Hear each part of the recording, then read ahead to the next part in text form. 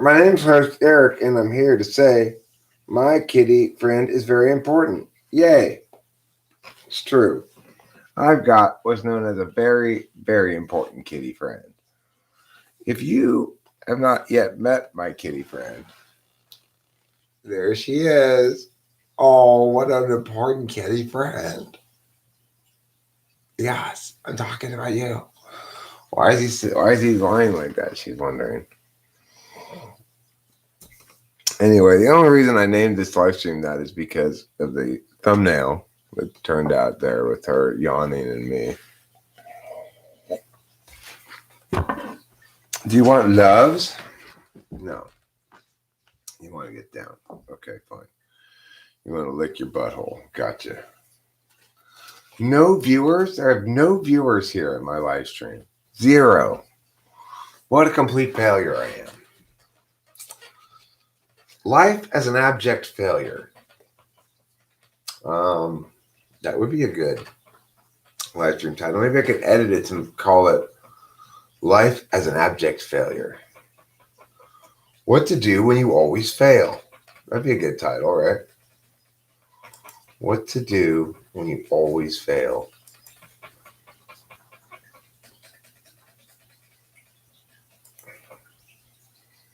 Good question. What to do when you always fail.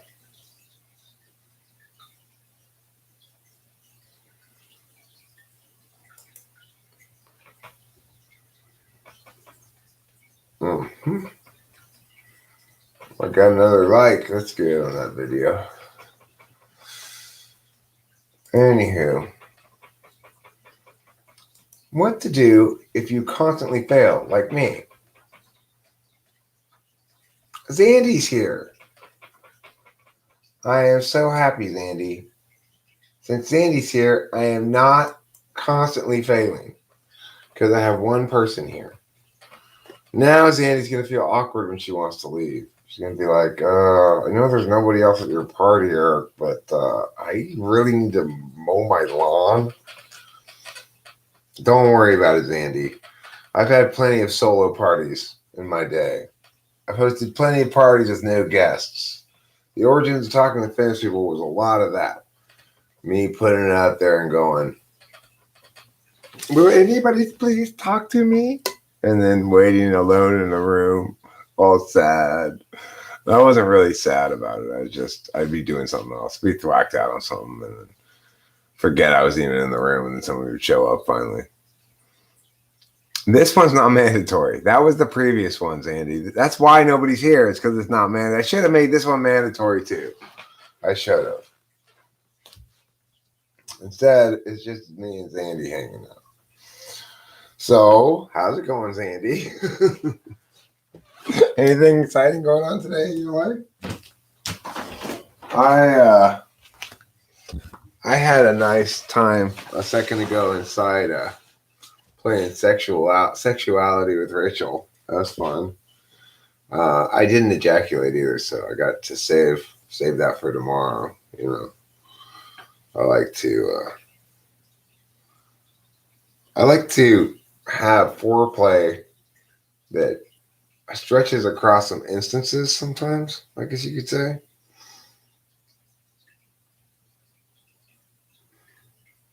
Well, I mean, in this case, it's facilitated by the fact that after I got up to pee and got back to bed, her clonny was really starting to kick in and she was getting tired. So I was just like, well, obviously if you're not, I don't want you to put yourself out to make me happy in that area. I'd rather wait until we're both fully engaged in the matter. But that's regardless, there's plenty of occasions where we mess around without actually getting all the way to penetration,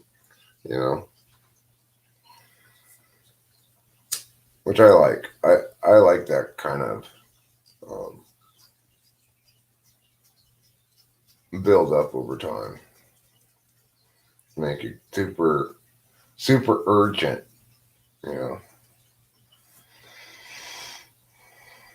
What, Octavio Silva? I'm just talking about my love life with Zandy. What's the big deal? Just sharing intimate details of my sex life with Zandy. What's the big deal?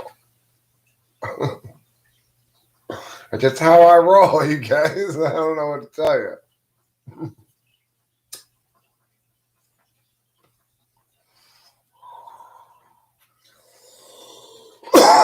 At least now Octavio's here too. Octavio, based on the picture of the bear that you have, I'm going to conclude is a large, hairy, gay man. Am I correct, Octavio? Because that's what bear means in the amongst gay people. Bears are large, hairy, gay men. Did you know that already? Did you already know that? Sandy, did you know that? I knew that. I don't remember where I learned it from. But yeah, bears. You already knew that, Octavio Silva?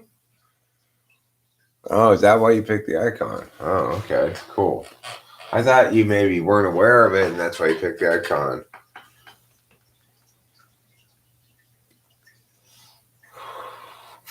Fighig Kiak. Fighig Kiak. Hodor is a gay bear? Who's Hodor?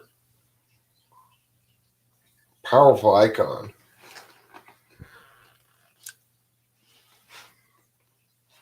Note the distinction between Zandy's icon and Octavia Silva's. What's the main difference you see there? Correct. Different species.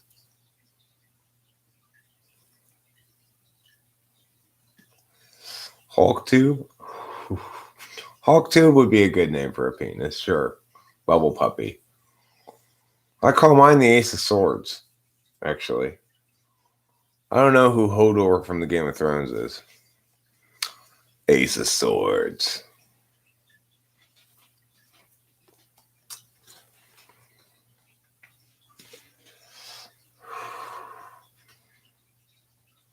Let's call it the old cervix pusher.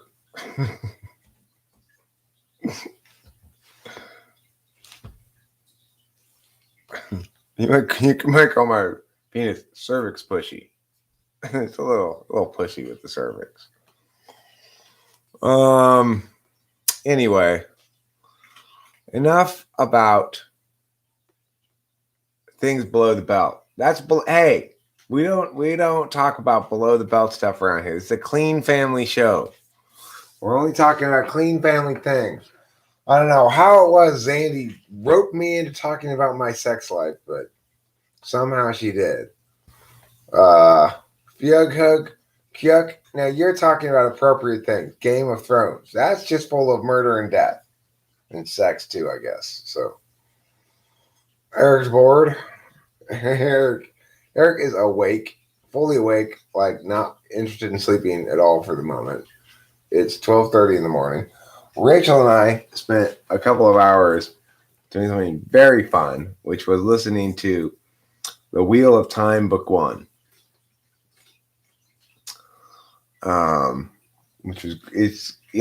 I read this series by Robert Jordan. It's this long ass series with like 16 books in it. That's massive, right? Well, we just joined Audible, which is an Amazon product, and the reading of the book is quite phenomenal. Frankly, they got a good person to read it. It's dramatic. It's acted well. And I love the book series, The thing is, I recommended this book series a couple of times, and then, out of the blue, today, I guess, Frank James mentioned that he was listening to this book series on Audible. And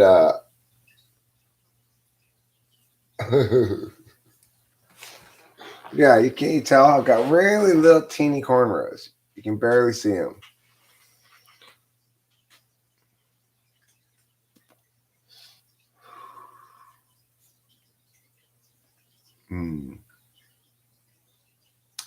Let's call them Bjorn Borgs. Baby Bjorn. Instead of calling them bears, from now on, we're going to call them Bjorn Borgs. Okay? So, official name change on behalf of the Bears, who are lobbying to not have their name associated with large gay men. Not that they have anything wrong with them, but rather they just think that it's wrong to limit them to just that one group. As a consequence, we are now going to refer to all large, hairy gay men as Bjorn Borgs. Okay?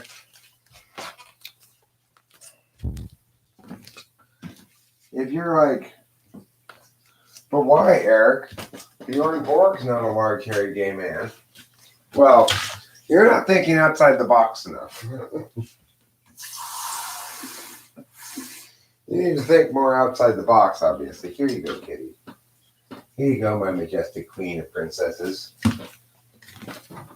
She's my majestic queen of kitty princesses.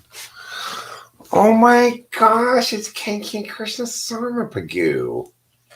What's going on, King Krishna Sarmapagoo? No, let's not call them Erics. No, Fjughug. Fjughug Kyuk.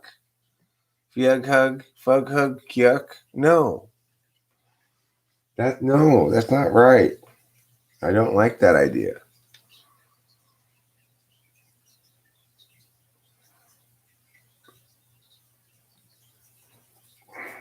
No, Fughug Kyuk. I said no already. Can Christmas?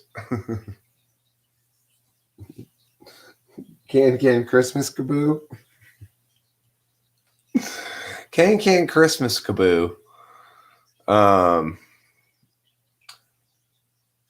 Can's Christmas Caribou. That's your other name. Can's Christmas Caribou. Then yeet it, James. If your water bottle's a cuck, you must yeet it. If your water bottle's a cuck, yeet it now. If your water bottle's not dank, eat it now. If your water bottle's a simp, and it surely is a pimp, then you need to eat your water bottle right now. Food cuke? Food cuke? That sounds like a Scandinavian version of my restaurant Food Cube.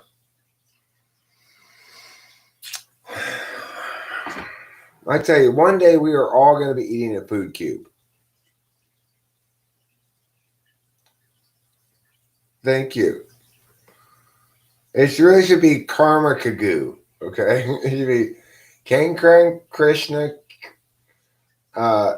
Kashyap, whatever the other one is, Karma Kagoo. Yes, that would be ideal. Can you tell your parents to change it for you, please? When they marry you, have them marry you off to a Karma Kagoo, and then your name will be King Krishna Karma Kagoo. Foreign names are difficult. No. What I've discovered is foreign names are very easy, but that the foreigners often pronounce them wrong. In other words, differently than I pronounce them. Since, however I pronounce a name, since I'm the YouTuber, however I pronounce your name, that's how it's properly pronounced.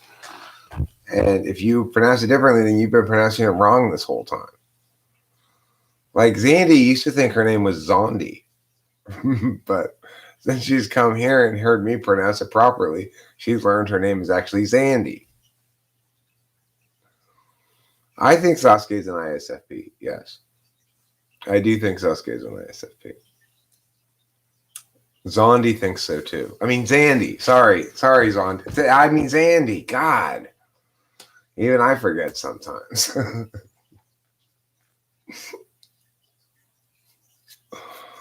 Sandra? Do people sometimes call you Sandra? That's funny. Or Sandy. People probably call you Sandy a lot. You must think that, I mean, personally, James, I'm going to tell everybody the truth here. I think Sasuke's gay. I think he is. You know why? He's just so disinterested in both Karen and Sakura. You know, Karen's throwing herself at him all the time. And Karen is pretty hot. And you can bite her and suck up her chakra too, which is nice. But I think Sasuke is gay. I really do. Oh, do they? Do gay fans of Naruto agree with me? I think so. Yeah. I think Sasuke's kind of closeted though. You know, he's not he's not really admitted it to himself yet. I think he's got a crush on Naruto, is what I think. That's why he's trying to kill him the whole time, because he's got this sort of inner conflict in himself. That's my read on the Sasuke Naruto relationship there. Now Naruto is not gay, and he wants to get on Sakura, but I guess, you know, ultimately he ends up getting on Hinata, right? At least that's what the hentai shows me. I have to admit, I've watched a little bit of Naruto hentai just because I just had to see Tsunade getting plowed, you know.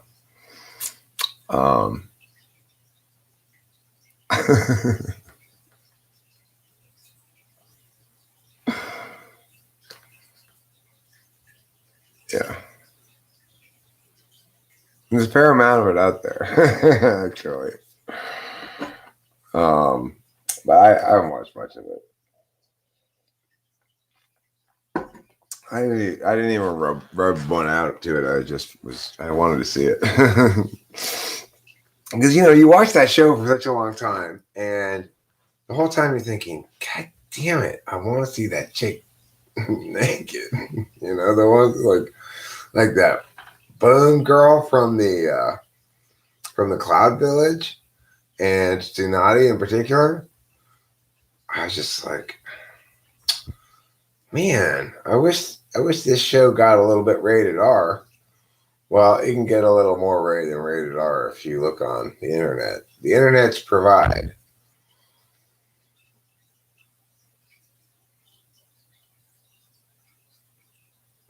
He said, no, it's pronounced Sinead. Oh, boom. Let me tell you. Boom, boom, boom.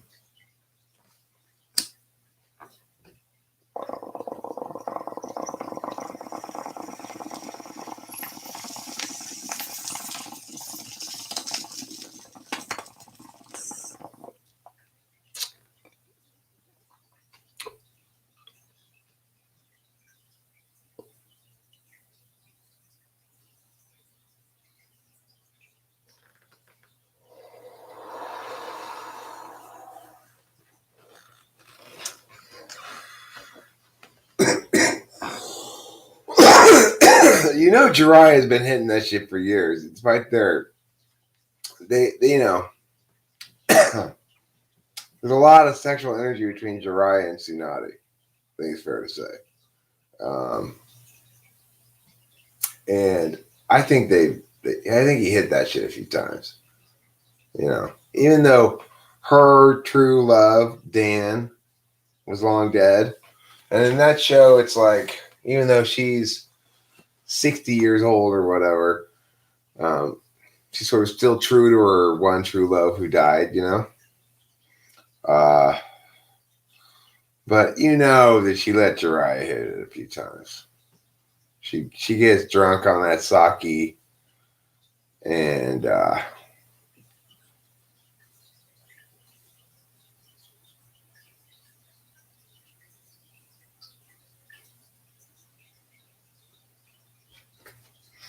but the biggest of all of the Naruto characters, as far as the boobs go, is probably the girl from the cloud. What's the name of the girl from the cloud with the big tits?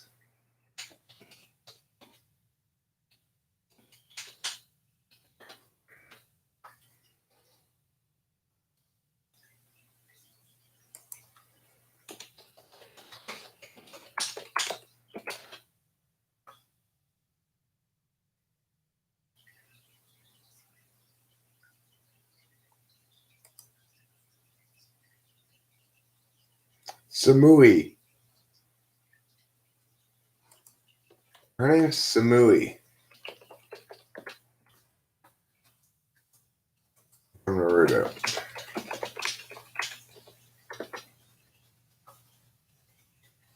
Okay, so if you go to Google Images and look at Samui from Naruto, you will see what I'm talking about. Samui. You are Samui.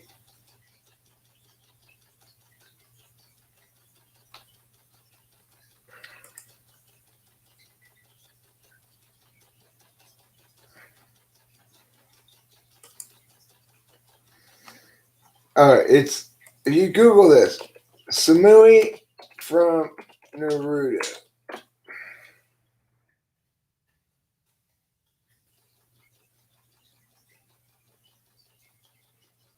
Okay, well that's cool. We're planning on getting there Monday evening, spending half a day there on Tuesday or something. Taking off Tuesday afternoon. What is that symbol that you wrote there, Can Krishna Summer Pagoo? It's two people in tunnels jumping rope, or two people jumping rope while approaching tunnels? Kind of what it looks like.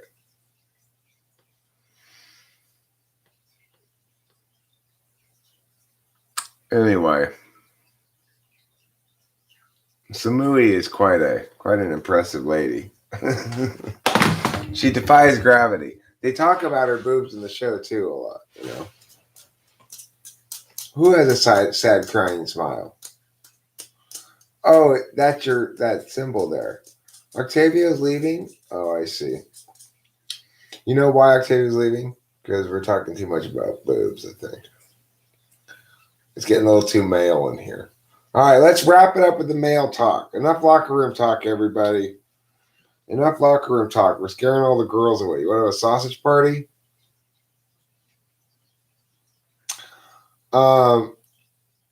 Probably ENTJ. I would guess possibly ESTJ. She's very pragmatic. Now, Tsunade, she's an ENTP. She's also boom. And she's, she's insisted that they are her natural gift from God, that they are not a result of any kind of jutsu. Which I appreciate Tsunade clearing that up for us. They're all natural. Big naturals, as they call them. Why are we still on this topic? We're supposed to change this topic already. But once you start talking about boobs, it's hard to stop, right? Tsunade's big naturals. Oh,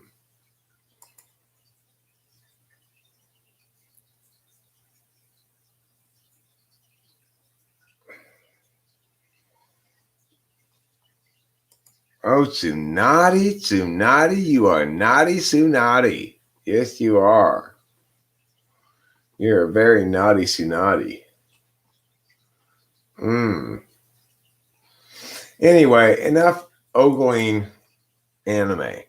I think it's the only thing I'm allowed to ogle, really, basically. I can still ogle anime and not feel like I'm being a bad boyfriend. It's fine to ogle anime. I think Kintier fell asleep during the live stream. Tamari is bae. Let's see.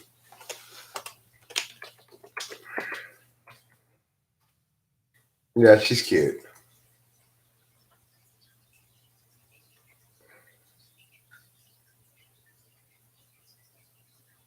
Yeah, she's cute. She turns out to be pretty badass, too, 10 questions about Tamari answered by Screen Rant. It's hard to believe, but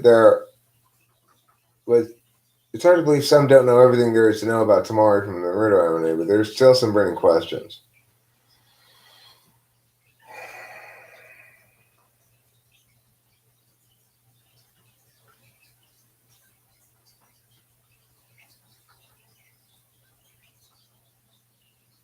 10.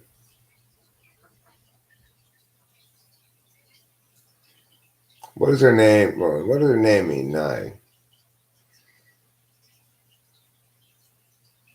It means either heaven or village, depending on, yeah. Is she royalty? Tamari, Konkuro, and Gara are all children of the fourth Kazakage. Was she a Jinchuriki?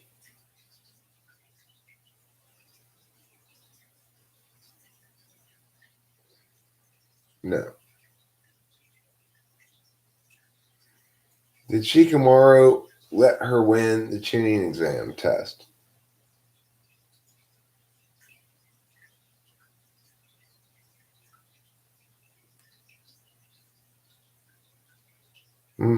Yeah, he probably did.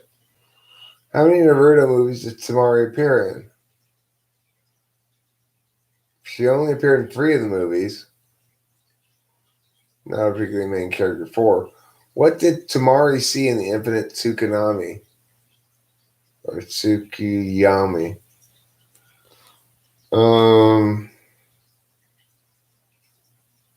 Tamari saw her younger brothers trusting her and taking her advice. She was clearly insecure about how much Gar and Conqueror believed in her. What is Tamari's job in Boruto? What is Boruto? Tamari's a stay-at-home mom in the Boruto series. Like Hinata, she focuses mostly on her family. Tamari, though, still goes on shinobi missions. I want to see Boruto. I'm curious about it. Does she have a hobby? Her hobby is listed as flora appreciation. She likes plants. How many missions did Tamari complete? 9 C rank, 12 B rank, 20 A rank, and even 1 S rank, which is considered the most difficult of all. Interesting. What an interesting website. Telling me questions I have about Naruto. Boruto is Naruto's son? Huh. Interesting. It's hard to type an umlaut when you've only got an... What's that wiggly line thing called? What's this called? An inye? A tilde, that's what it's called, a tilde. It's hard to write an umlaut when you've only got a tilde. It's hard to type an umlaut if tilde's all you've got. You must hold down Option plus U, then A. I want to see if it works. Option. Where's Option? I've got Alt and Function. I don't have any Option. You mean Function? No,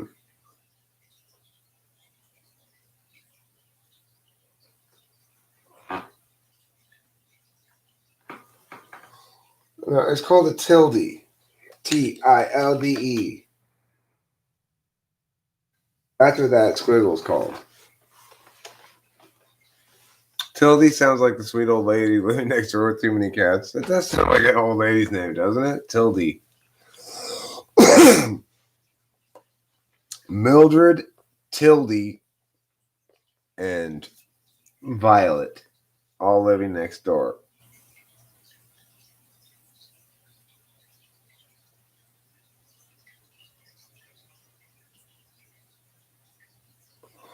Hold down Control, Shift, and that key, and then type the letter A. Okay. It didn't work.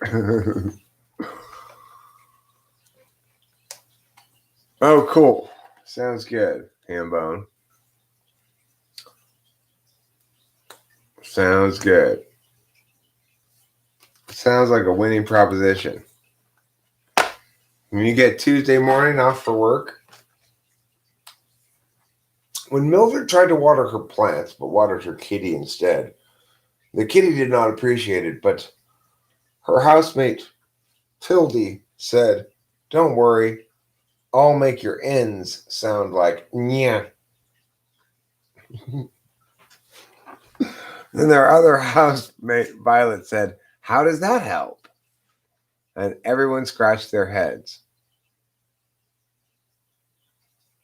No, Mildred is one of the three old ladies who live together. Mildred, Tildy, and what was the other one? Violet. Mildred, Tildy, and Violet. Righteous, Hambone. Righteous.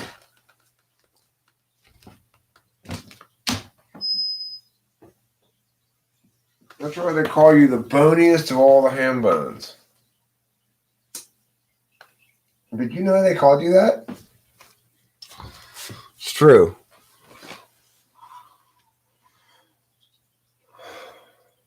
They call you the boniest of all the hams. I can't do that, Space Countess. You've baffled me with your conundrums. Quit baffling me with conundrums. Faye S. Can you tell a bedtime story? I'm trying to sleep. I will tell a bedtime story. For sure. I don't normally do it sitting up, but I could. I could begin a bedtime story sitting up.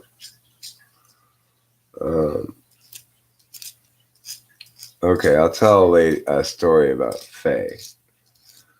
Faye, give me a couple of vague demographics about yourself, how old you are, and approximately, or something like that. So I can make sure if you're like 16, this is not gonna happen that way. Then, how old are you? Are you old enough for one of Eric's adult bedtime stories? I'm not sure.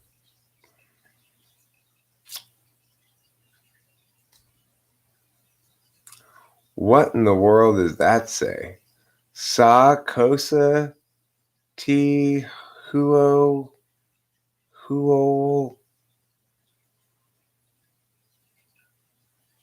Toy Tio? James, I hope you're not 12 years old. You're old enough? Okay, fine. All right, I'm going to tell a story about Faye, okay? Faye was a Southern lady who was very important in her Southern society. And she had, when she had turned 16 way back in the day, some years prior, who knows how many, it had a debutante ball for her. And she danced with all the most important young gentlemen in town. But, after that, there had been the war, and all the young men had shipped off, and most of them had been killed in the battle of the Eastern Front. And they had wept at their loss, the loss of a generation of men, but soldiered forward in her doings. And she left her home country so ravaged by, I mean, she was in the South, She left her, this was around the Civil War time, okay? This is a Civil War themed story. So Faye said, "I've had enough of this Civil War time in the South. I'm going to move out west to Los Angeles, California." And she got in her horse-drawn Pilgrim van and rode in her van with these horses. And she also brought her sister, Elma Lou. So Elma Lou and Faye, they were traveling across country to California in their Pilgrim van.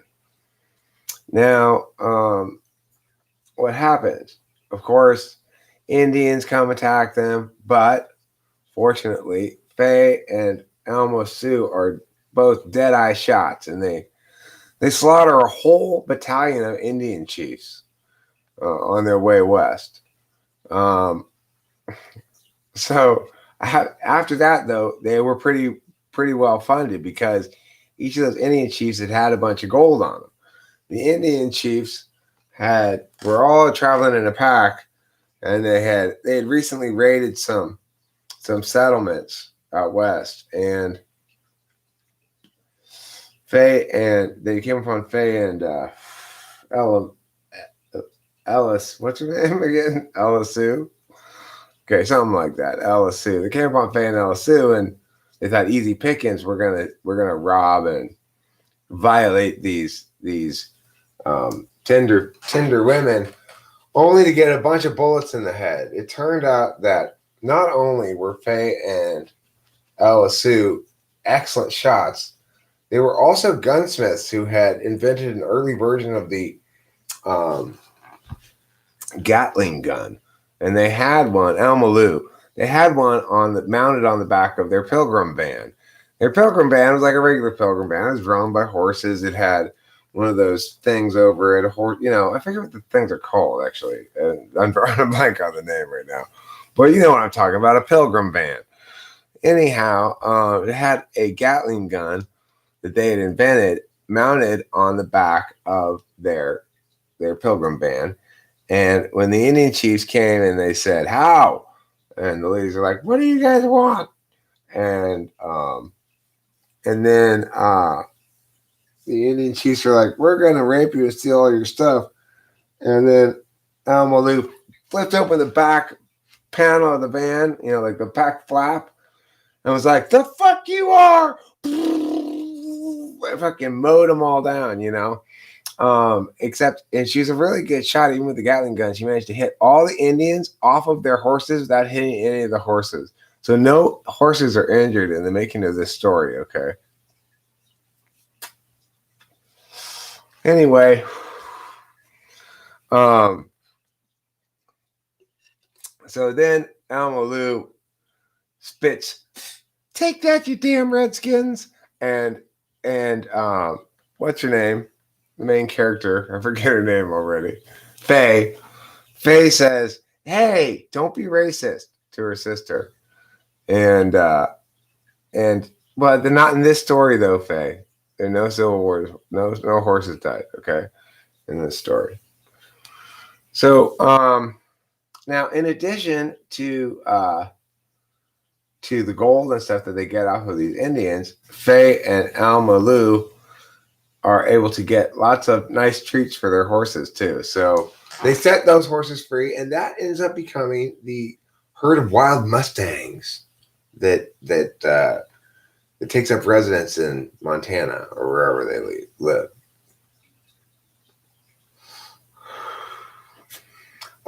Anyhow, so then Faye and Almaloo finally cross the Rocky Mountains.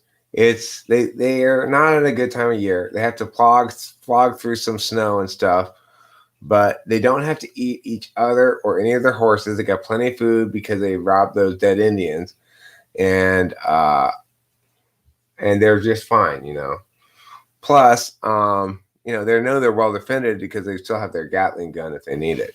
And so they make it across the Rocky Mountains and they get all the way to Los Angeles, and they move. They go, okay, well, we're going to go live here in the main part of Los Angeles, which is still a fairly small city. We're going to move to Chavez Ravine, which is where Dodger Stadium eventually would be. But this is before Dodger Stadium. So anyway, they moved to Chavez Ravine, and they moved to this sprawling ranch house, and it was right next door, which is still a couple acres away, but still right next door to this other ranch house. And they move in and they buy the house with the gold that they stole from the dead Indians, and I guess liberated from the dead Indians would be a better way to put it.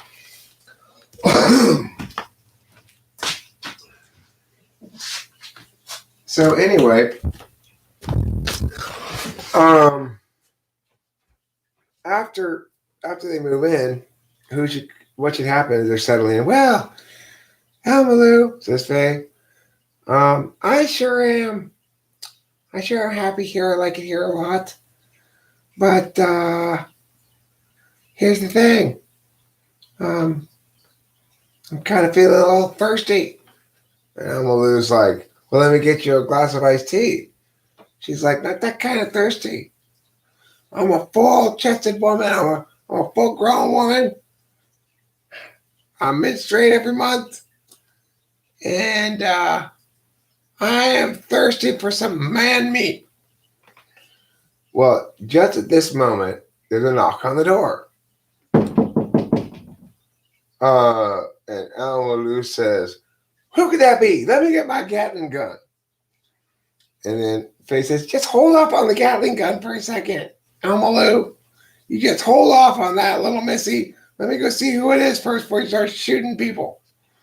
And Faye goes to the door, and she peeks through the door, and it's a very handsome young man. And she opens the door. "Hello, who are you?" And he says, who are you?" She says, "Well, I'm Faye S. Hi." Like that, okay? And the guy says, "Oh, well, my name is Harold. I live next door. I'm the farmer next door. I'm a young man who's very successful, but unfortunately still single." And she says, "Well, hello to you. What did you say your name was again?" "Harold," he says. "Harold, that's what it was. I remember now." "Hello, Harold. Can I call you Harry?" He says, "No, please don't. I prefer to be called Harold. My full name is Harold Johnson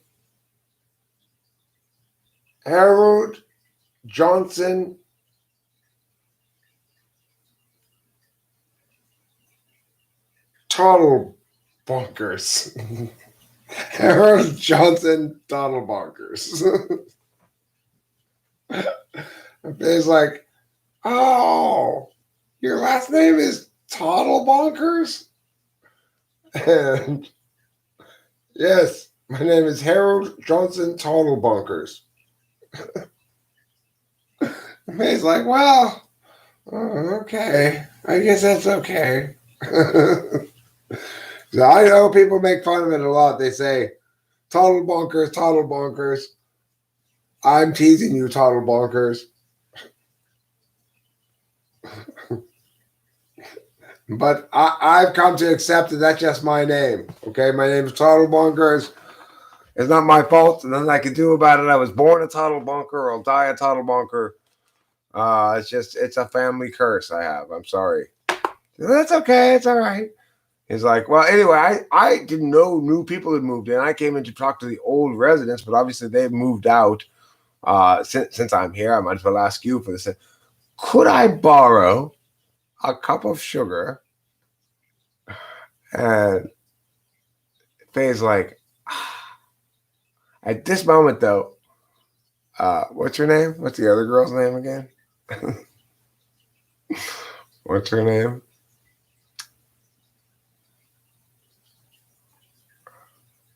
Elma Sue or whatever. Elma Lou. Elma Lou. At this point, Elma Lou walks out, and she's got a shotgun this time. "What are you doing, motherfucker?" And Harold's like, "Whoa, whoa, whoa, ladies, whoa, whoa, whoa. Hey, first of all, language. It's the 19th century. Second of all, why are you pointing a shotgun at me? I'm just asking for a cup of sugar."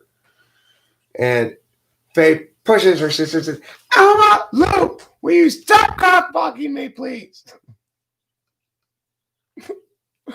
And Alma Lou's like, "Oh, we don't even know this guy. Who is he?" She says, "Just leave it to me. I'm Faye S. Trust me. I know the sweet, sweet smell of man meat. There's one thing I know in life.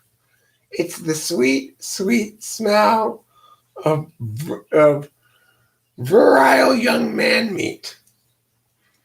And she turns back to Harold, who says, "Oh, what was all that you just said?" She says, Never you mind. Listen, we don't have any sugar right now because we just moved in. We still need to go to the store. But I'm going to do you one better. I'm going to say, tonight, why don't you come over for dinner? And I will send Elma Lou. Elma's like, you're not sending me anywhere, bitch. It's Elma Lou language. This is the 19th century. You better knock that shit off. And I was like, you just said, I think, not another word. I want you to come over for dinner. I'm going to make barbecued pork ribs and coleslaw. At that point, I will also have purchased sugar, and I'll have your cup of sugar for you if you still want it, okay?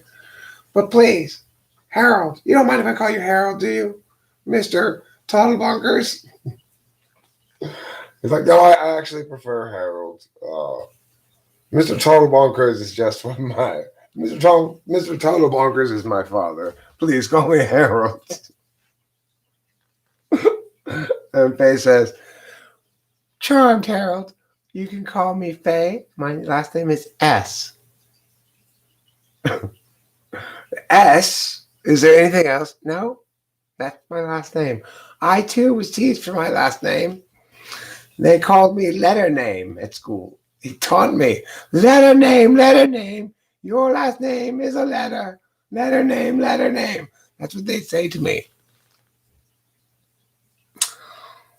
And he says, well, that's, hey, you know, it's better than Toddlebunkers. True. Anyway, I've got a lot of prep to do for dinner now. Now that I know you're coming, aren't you coming? Yes, tell me you're coming.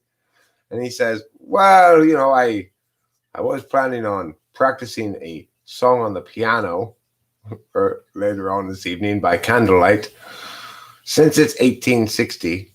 But I'd be charmed, young, to visit the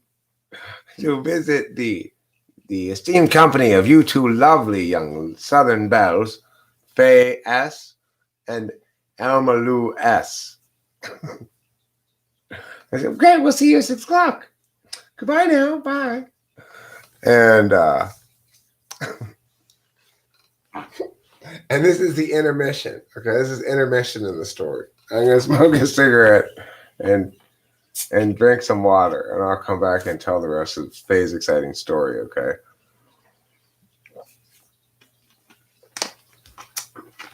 This is a period piece. I want you to imagine them all in period costumes, dressed in the 1860s garb.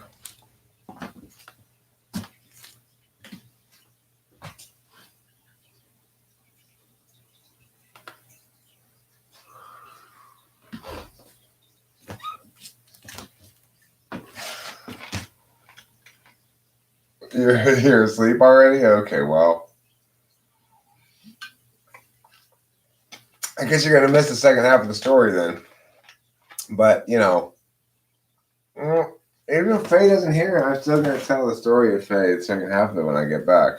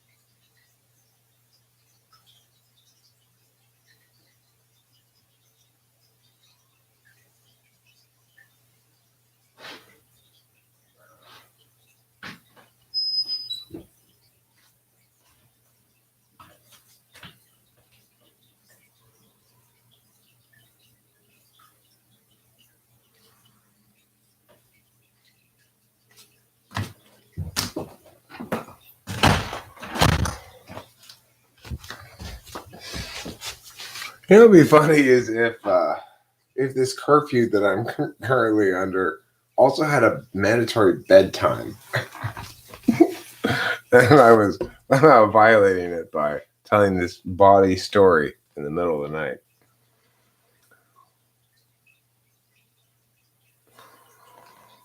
Okay, so the door closes and Faye is there with Alma Lou by herself. And she says, "Oh my gosh, Alma Lou, he is so handsome." And Alma Lou says, "Faye, you cannot be so enamored of a boy like that. You know you are going to be thought of as a wanton harlot." And Faye says, "I don't care. Listen, I need a stiff plug-in, and I need it right now. All right?" Alma Lou says, "Faye, where did you learn to talk like that? It's 1860. And Faye says, I instinctually know. I need some man meat right now. And that's all there is to it, okay? Tonight, after dinner, I'm bedding this fucker." And Emily says, "She's gonna think you're a slut and he's not gonna want to be with you after that." She's like, "Who says I want to be with the guy? You think I want my name to be Toddlebonkers? You think I want to marry Mr. Toddlebonkers? I don't think so. And yeah, it's about time we get this goddamn chastity belt off me. Now we're here. You've got some bolt cutters. I want this thing off, okay? Dad put these things on us 6 years ago when we were 16 years old. That was a year too late for me, but nevertheless, I've been locked into this fucking thing for 6 years, and I want it off now." So they went back to the back room, and they got their bolt cutters, and they cut off each other's chastity belts. And boy, did it stink, let me tell you. Ooh, do not go in there. Oh my God, it's been 6 years since either of them have washed down there.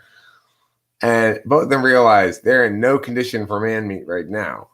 So they rush out to their outside bathtub that they have, and they fill it up with icy cold water because it's 1860 again. But remember, they've got a way to heat it, which is they put a little bit of fire underneath it. It slowly warms up. They're standing out there naked. Before they get in the bath, they splash some water on each other's coochies and wash them up real good. Then they get in the bath and watch the rest of them.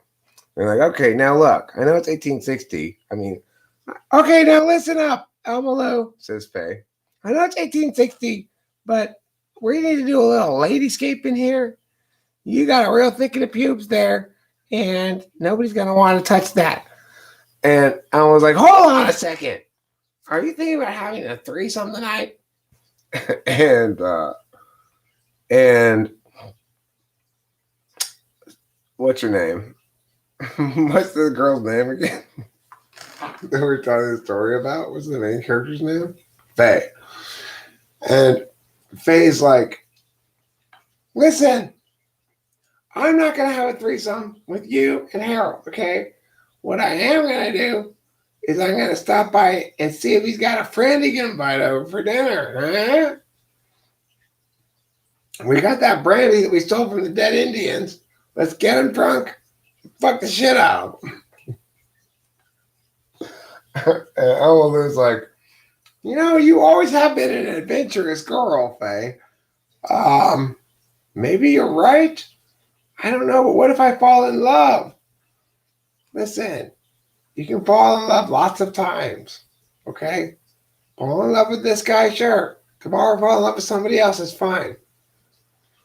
And Alma Lou's like, "I think you're a bad influence, Faye S." She's like, "Yeah, whatever." So then Faye goes over to the next door house and she knocks on the door. Harold's like, "Oh, what are you doing here? I didn't expect to see you till later." And she says, "You're so funny," and pats him on the shoulder. He said, I don't think I said anything funny." "Never mind. Now listen. You got any hunky young friends? Somebody who looks like you?" And at that moment, she sees another guy who looks very much like Harold, maybe a year younger or something, come to the door and say, "Who is it, Harold?" And it's Paul. Paul's Harold's brother. And Faye looks at one, looks at the other, and says, "Well, hello. Who are you?" And Paul puts out his hand. Paul, I'm Paul. Pleased to meet you. She shakes his hand. Charmed, I'm sure. Says, listen, I just came over here because I wanted to ask you, Harold, to please invite a friend with you to dinner because I don't want my poor sister, Alma Lou, to be lonely. What I see you have, is this your brother, I assume? And Harold says, yes, it's my younger brother, a year younger. And Paul says, charmed again. And because, it's 1860s. And he's like, yes. She's like, yes, I want you to come to this party. And he's like, yes, I will be there. She's like, okay, I'll see you later. And then she goes back home. Oh, here's your sugar, by the way. And she gives them some sugar that she got at the store. She went to the store as well. And Harold says, oh, thank you. A cup of sugar, yes. And then as he takes it away from her, she says again, she's like, hey, don't forget. And he says, what? You're so funny. And she pats him on the shoulder again. This time she goes like this. You're so funny. Ooh. Yeah. And squeezes his shoulder a little bit, okay? So then they come over for dinner. And Faye has made pot roast for dinner. And they go, wonderful pot roast. And she goes, here, let me feed some of it to you. And she gets a spoonful of pot roast gelatin and rubs it all over the lips of Harold. Harold's like, what are you doing? Nothing. Nothing. You're so funny. She pats him on the shoulder again. Again, I don't believe I said anything humorous. At this point, both of the ladies, Alma Lou and Faye, unbutton 3 of the buttons in their bow dice. And they're both heaving full of bosoms. And they go like this. And then Alma Lou, following her sister's instructions, goes up to Paul and says, hi, Paul. And waits for him to say something. He says, well, hello. And she says, I'm Alma Lou. And he says, oh, I'm Paul. And she goes, you're so funny. And pats him on the shoulder. And like her sister, she goes, you're so funny. Eh. Ew, I like your strong shoulder. At this point, the brothers are getting very uncomfortable. And they say, yes, Paul's middle name is Harold, yes. Harold's middle name, what was Harold's middle name? Was it Paul? Is it Harold Paul Tottlebottoms and Paul Harold Tottlebottoms? I think it is. Yes, that's their official names, okay? This story is not set in the South. It began in the South, Songbird County. It's now moved to Los Angeles, okay? And so Paul's like, what? You are a couple of strange women. What are you trying to tell us here? And Faye says, never mind that. Here, have some brandy. And she pours him each a big thing of brandy. Eat, drink. Go ahead. And so they go, oh, all right. And they eat and they drink their brandy. Well, this is quite good. Yes, it's very delicious. Drink more brandy, they say. And then at this point, in order to try to convey to the guys what's going on, the sisters start going like, ew, to each other in a really uncomfortable way. And the 2 guys are like, okay. Finally, Paul goes, ladies,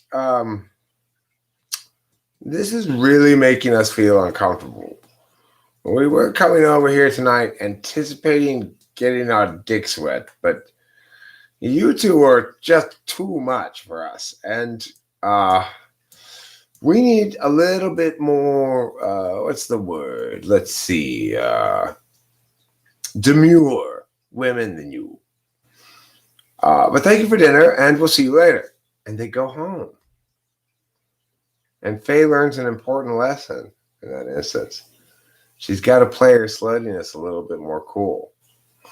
The end. This is the first story where it didn't end in sex. That's a pretty impressive story right there. It didn't end in any sexual intercourse. Faye learned an important lesson in this story.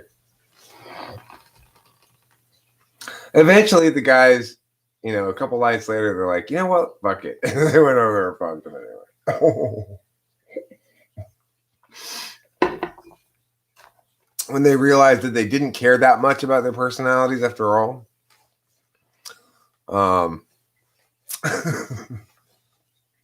You're welcome. But yeah, I hope, you learned an important lesson there. You got to stop being like that, okay? Get that chastity belt back on.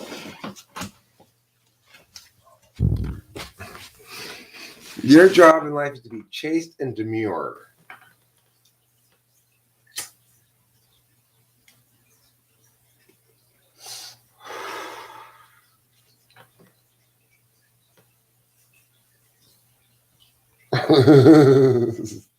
I guess I can settle for a wanton shoulder fetishist is right.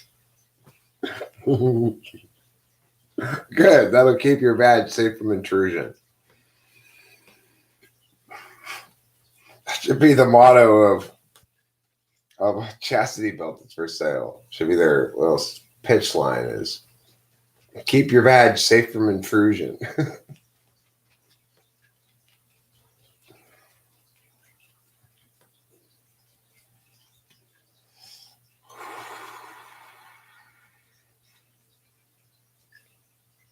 Mm-hmm.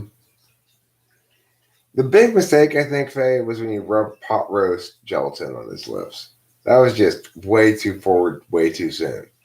And there were too many shoulder pads, too many "you're so funny," and they weren't appropriate. You have to wait for them to actually be funny. Those were some of your mistakes you made.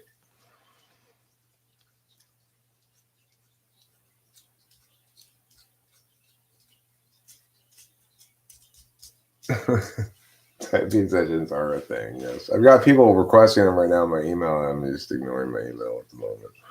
Because I'm a lazy fucker, let me tell you. I am one lazy guy. Angantir's here. Angantir, you missed a story about how Faye S. blew it with Harold. Harold Tottlebottoms. Tottlebunkers, I mean. Tottlebunkers.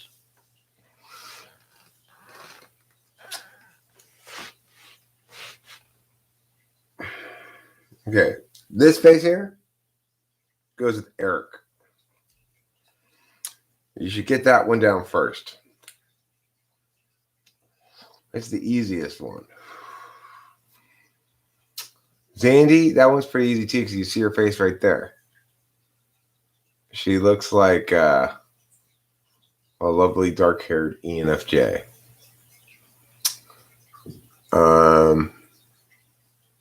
Angantir, you can see what he looks like. He looks like a clown with blue things sticking out of his head. That one's easy to remember.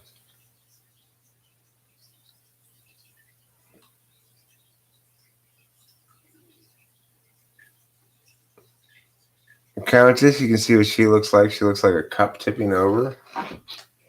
James, you can see what he looks like. He looks like a little bit of tan and a field of blackish brown. Argus Vax has several questions. I have several answers. Go ahead and ask your questions.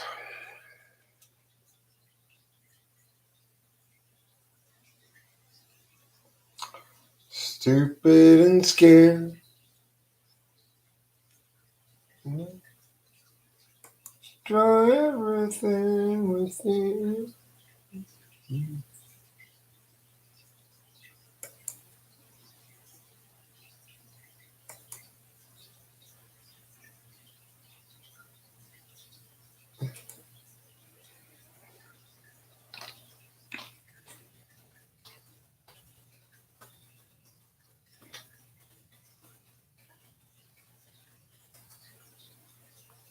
God damn it, we were promised a plague.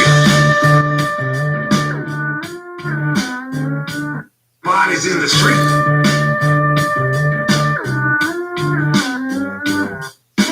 Totally out of whack in the curve.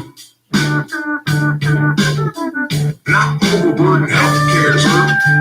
But you see, it's been underburdened. Gee, that's just exaggerated. We have been lied to, fooled, misguided, directed to the wrong side. Your cherry picking art is not gonna work. You don't know your steps, your data gathering methodologies are crap. Listen here, if you only test the sickest, what you think is gonna be the trick? Stupid scared. COVID-19 to destroy everything or the impression you bring. I'll answer your question on this facts. COVID-19 to destroy everything or the impression you bring. Stupid, Scared and dumb.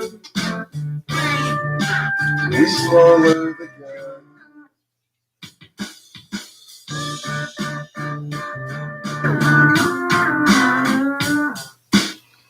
Thanks, Jason Blood. You're a heroic hero.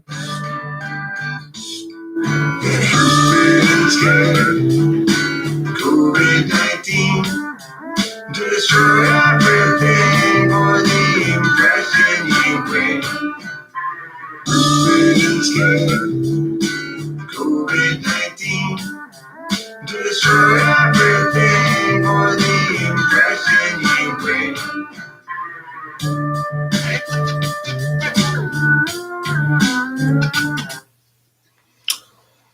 What do you think of politics linking to cognitive functions? I think certain stacks are susceptible to certain kinds of argumentation and prone to making certain kinds of arguments. I think, like INFJs, for example, are prone to attributing a fundamental attribution bias that assumes that everything that's happened is motivated by somebody and intentional. They're prone to that kind of bad argument.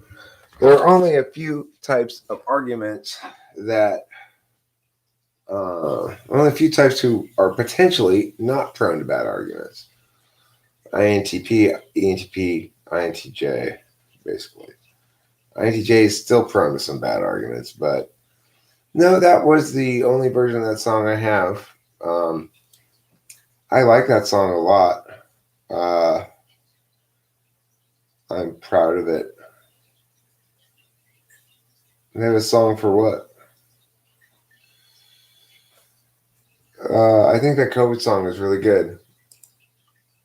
And it's interesting to me in that I made it, kind of dismissed it too soon, came back to it and decided that it was actually a really good song and I like it a lot. So here's a link to it if anybody else wants to hear it or whatever.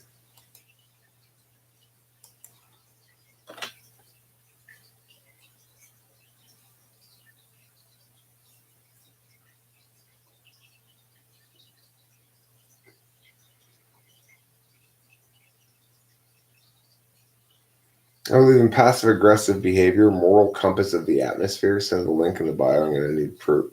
It's intrinsic. What I will say is, well,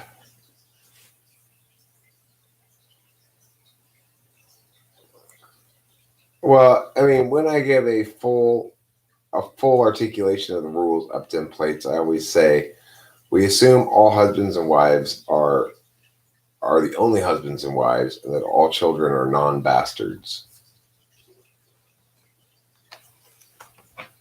Does that help?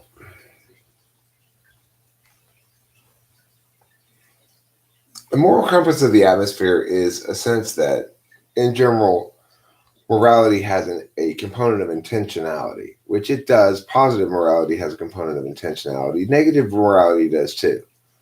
So it's like, I can not tell a lie but still be deceitful.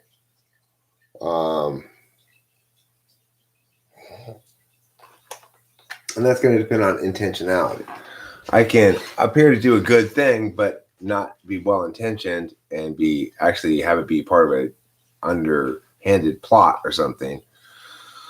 So intentionality definitely becomes a literal one. There are no literal bastards. Yeah.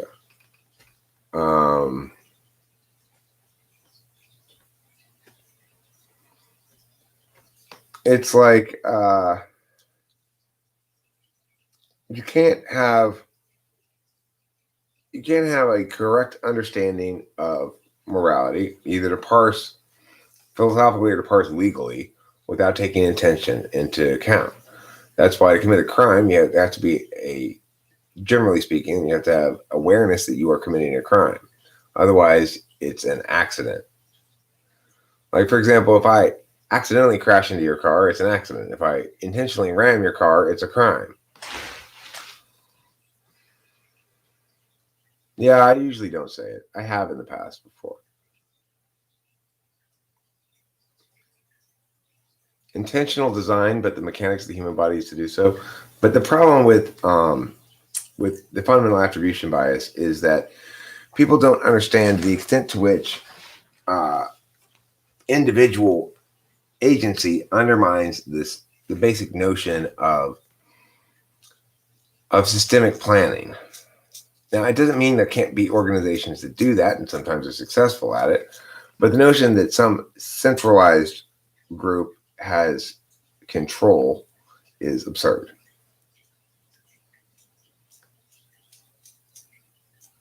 And to asset the variables?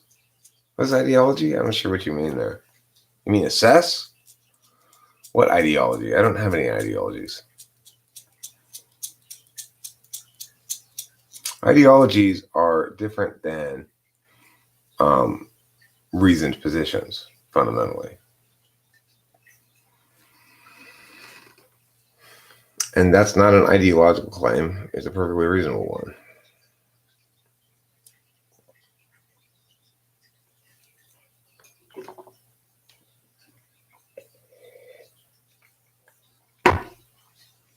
I do have, however, weed to smoke. There's no disputing that claim. I'm not going to dispute it. There's no point in trying to dispute it. I'm going to lose that argument every time. Explain what? Explain specifically why it's not an ideology? Well,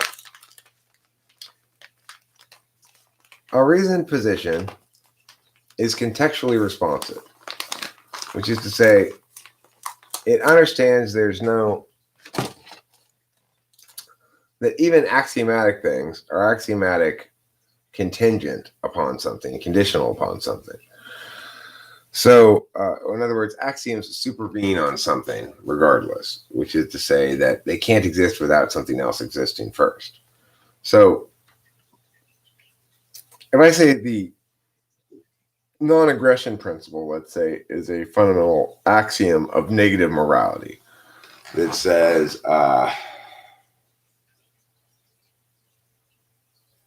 no, knowledge of the law is not. They need to know what they're doing. They have to intentionally do what they're doing rather than accidentally do what they're doing. So it is a crime to intentionally ram somebody or kill somebody, regardless of whether you know it's a crime or not. But it's not a crime to accidentally kill somebody unless it's manslaughter. It depends, right? If somebody dies in a car crash, usually they're not guilty of a crime, even if unless you were drunk or something. Yeah, ignorance of the law is not an excuse. So that's not what I meant to say. But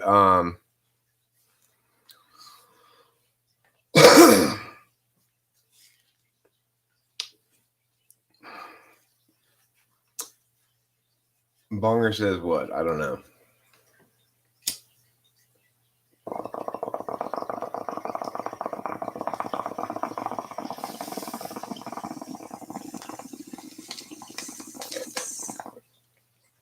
So I guess what I should say is not that you're committing a crime, but that you're doing the thing that you're doing. You're purposefully doing the thing you're doing.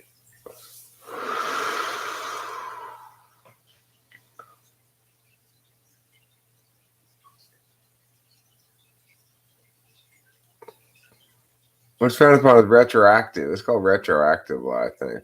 But laws that didn't exist at the time making an act prior to it's done, it's an action illegal. Right. What do you think of systems of logic that accept some contradictions as true? Russell's paradox might be an example. The barber shaves every man who doesn't shave themselves, something like that. I mean, it's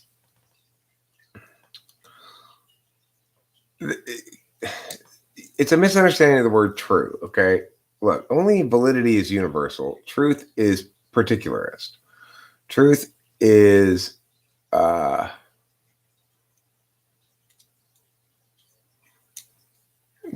something that we agree to for the sake of arguments.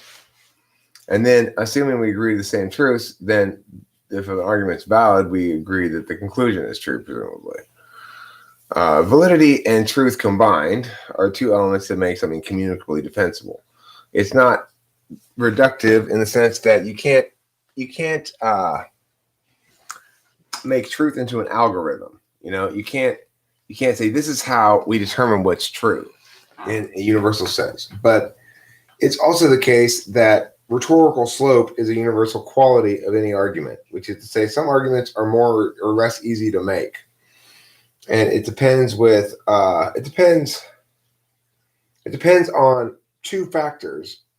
The truth of a thing is one factor, but truth is determined differently depending on what kind of statement's being made. If I make a statement about a physical object in space, it's one kind of statement that this is not a passive approach to morality at all, because the positive half of morality, we haven't even gotten to the positive half of morality yet at all. Positive half of morality requires magical thinking, and it's something I engage in as a behavior. It's not passive at all. I'm absolutely a moralist. If you think I'm a relativist of any sort, you're absolutely wrong.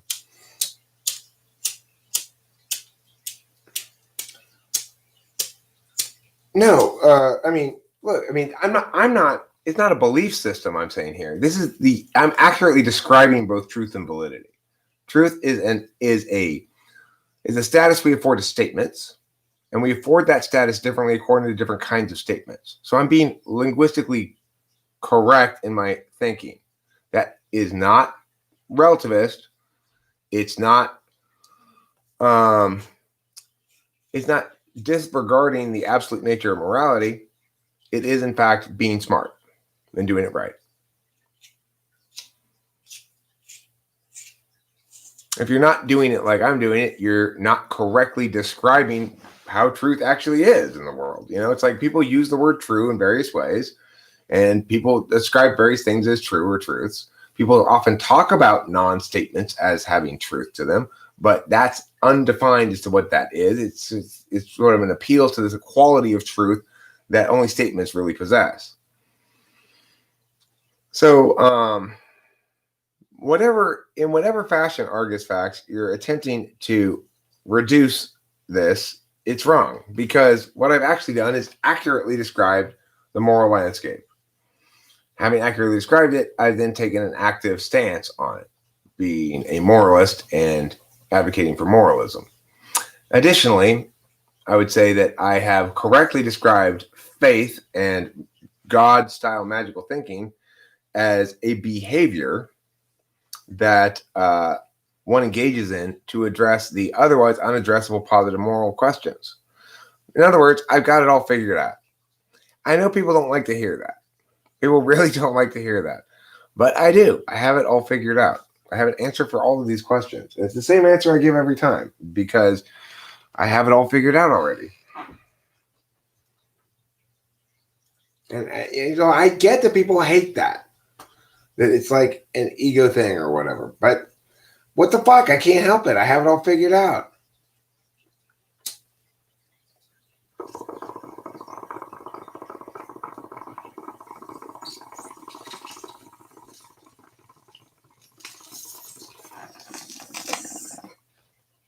I mean, not absolutely all the details, but the gist of the major moral questions.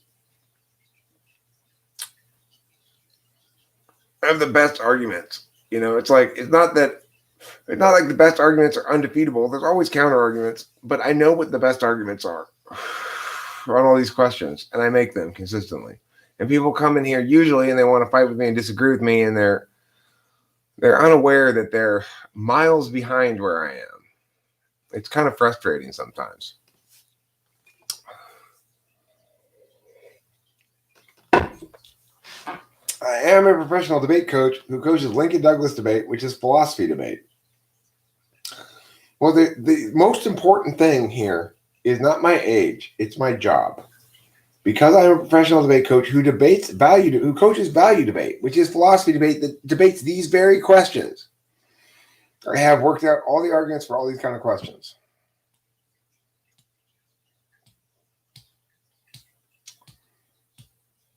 So it's like every debate round always comes down to, every Lincoln Douglas debate round always comes down to, not always, but most of the debate rounds come down to some sort of dispute between deontology and utilitarianism. You know, a principalist approach and a utilitarian approach. Utilitarianism is always some expression of the ends justify the means, and it's always bullshit from a TI perspective, you know? You are francium? What's francium mean? Does it mean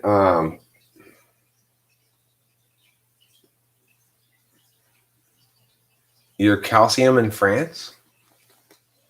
I'm not sure what it means. Moral behaviors are my favorite behaviors because they're very super moral. Yes, moral behaviors are very good. Morally planned, and would you like to be a very good person? You should be moral and not be a person. Don't be a person. What's a person? A person is an immoral person. Be moral. Be a moralist. Wag your finger at the wicked. Police yourself morally all the time. Like, you know, for example, when we were at the state beach and I smoked a cigarette, I put the butt in my pocket because it's not right for me to litter there at that state beach. You know, it's a little bit of self-policing, self-morality policing. If I don't disagree with a rule, I generally will obey it. A burdensome person. Right. Thank you, Vainamoinen. That's much better. Person. Don't be a person, just be a person. Wickedness is burdensome.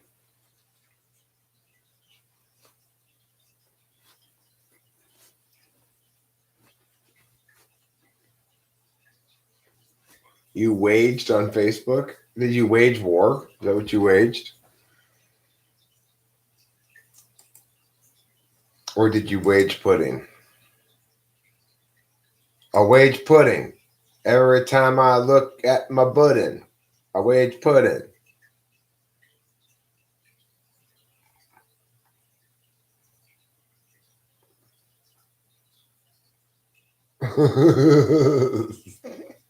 Yeah, of course it's Corey put this shit.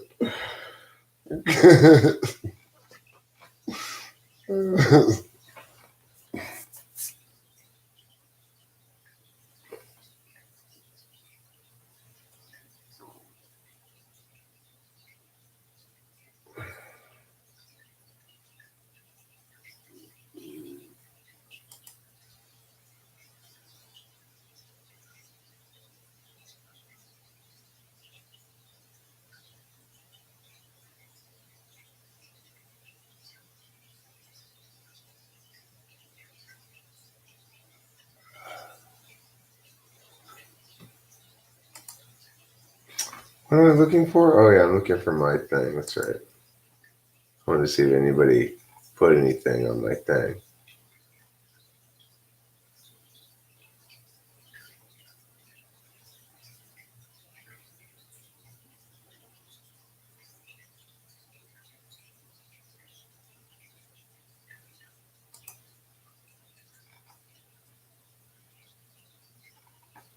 Nobody listens to me. Nobody pays any attention to my Facebook post at all. I got like 0 likes. It's like, come on.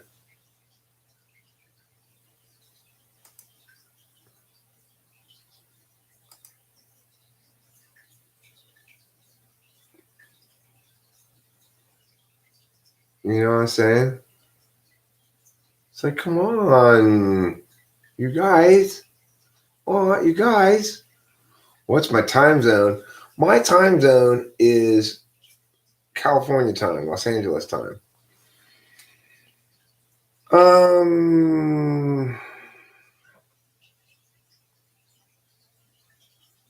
What do you think of the idea that first and third functions work together? For example, SI and TI and ENTP would mean they apply their TI to SI things as opposed to INFJ and I to TI.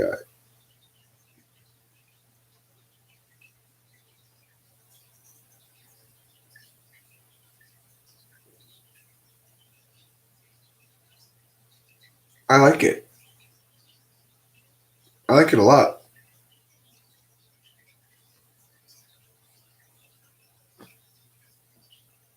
I like it. I have to think more about it, I guess, but seems sound. I mean, the values are the same. Absolute, absolute, instrumental, instrumental. But I mean, the thing is, instrumental values normally would link to an absolute. There must be another, An African American male, I think people are worried about protesting or rioting. Well, as I've said, this is not protesting. Now, as somebody who was way ahead of the time on this issue, I was posting mad shit about cops years before Ferguson, okay? And talking about how cops are getting away with murder and this is bullshit. But the thing is, this is bullshit what's happening right now completely because there's nothing to protest. The previous protest worked. This time they fired the cops. This time they arrested him in a few days and charged him with murder. This time they didn't ignore the obvious video. So the previous protest works. There's nothing to protest now. Second of all, I'm often African American myself, and I don't like the way that this is being made about race. Because as an African American, when I go out, when I am I'm racially fluid, transracial, which means I change race periodically, just randomly, kind of. Sometimes I'm Mexican, sometimes I'm African American, sometimes I'm Chinese, whatever, that kind of stuff. Anyway, obviously when I'm Chinese, I get karate. But the thing is,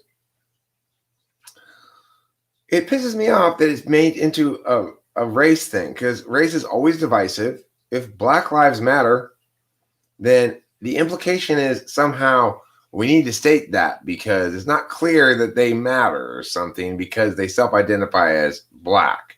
Well, do I matter less when I self-identify as Black? It's not like race is a real thing.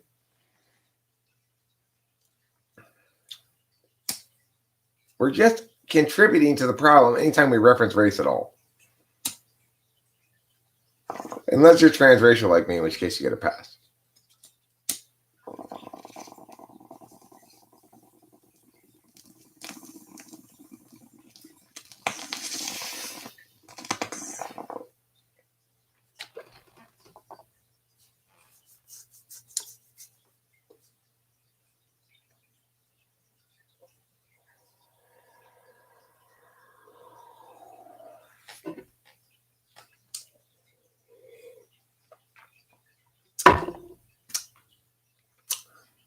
Adore away, Argus. Adore me all you want. I'm open for business. When it comes to adoration, you are welcome to adore. Since you find it so adorable, I'm sure you're currently engaged in said adoration. You're not worthy. You're not worthy. Oh, you're worthy. Come on, Argus. You're worthy. You don't need to do this. You like that turn on adorable? That's a slick turn on adorable, huh? Your half-life is too. I'm glad you have a half-life. I also have a half-life. Jason Blood the other night tried to convince me I don't have a half-life because I'm not radioactive, but I said, my love is radioactive. That's the cognitive personality theory guy's idea. Oh, I like it. I like that guy. I said before in the past, I like him. He's smart. Wow, buddy, take your time? With what? What do you want me to take my time with? Making love to you? Oh, am I going too fast? Oh, Argus facts.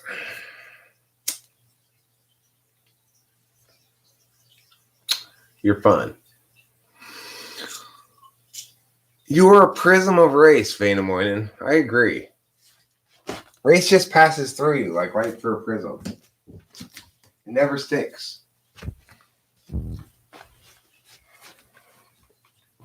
You're what we call racially porous. I'm racially fluid, you're racially porous. Or translucent, I guess you could say. You're racially translucent. But see, that would imply that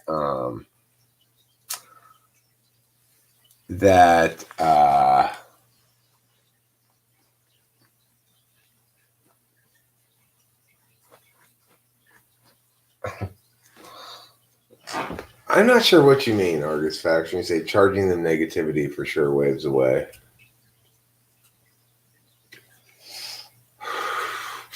I'm not sure what you mean. You'll have to be either more direct or more clear. Joy with Eric. It's joy time. Everybody get out your euphoria, your ecstasy, and begin to feel joy right now.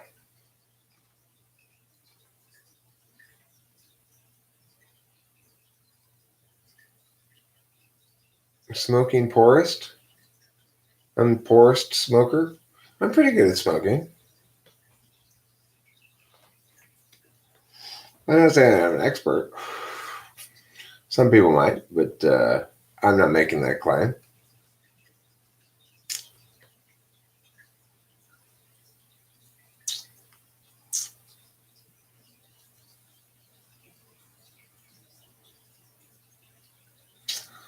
Morality, certain kinds of morality are concrete, James. Basically, the prohibition against violating the rights of another is, I think, a universalist construct. There's no way to reasonably assert your own rights without conceding the rights of other equivalent agents. Argus Facts, I am not merely doing FE management. I am doing FE management, it's true, but I'm not merely doing that. Part of the reason why I'm so successful at managing the mood of the room is because I actually am right. What you're doing is a lot of FE pot stirring and displaying what I would call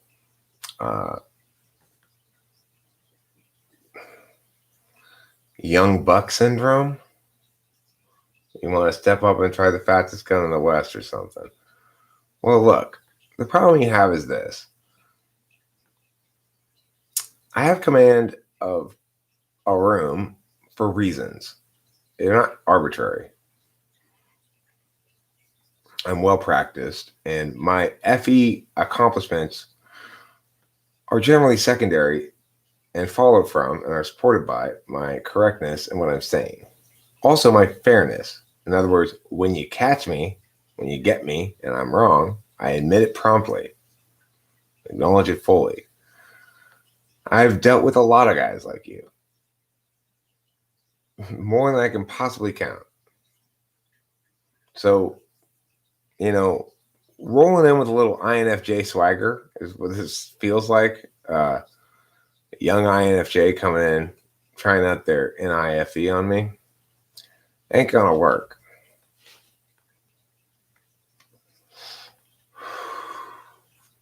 That's just all there is to it,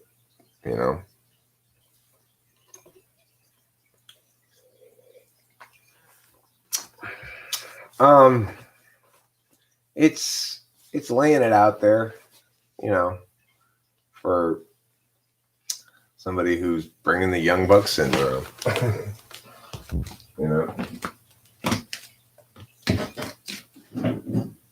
I mean, I'm not about to get pushed around. It's just not my style.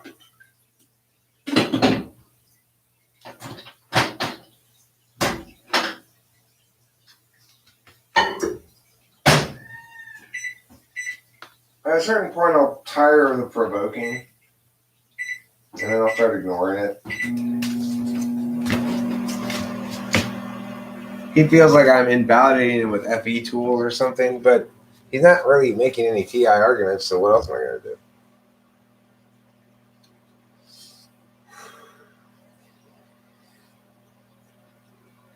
Yeah, you want a rap battle, Argus? Argus facts. He's super relaxed when it comes to the fact that he argues his best. Plaques. You've got a lot of plaque on your teeth, Argus facts. I'm a MC rap battle genius.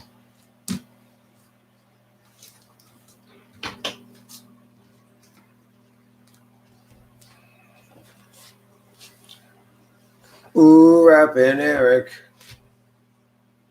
That thing is an air conditioner that we never use because we've got this one, which is better. Being altruistic, let me give you a pound of cheese. I'm being altruistic. Here, have another pound of cheese. This is altruism, giving away my cheese. Here, King, Krishna, Sarma, Pagoo, you can have a couple slices of these. Angantyr, here is some cheddar I made myself. I milked the cow and took the rennet and made it on the shelf.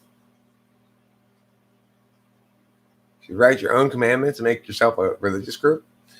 I've already got a couple of religious groups going on.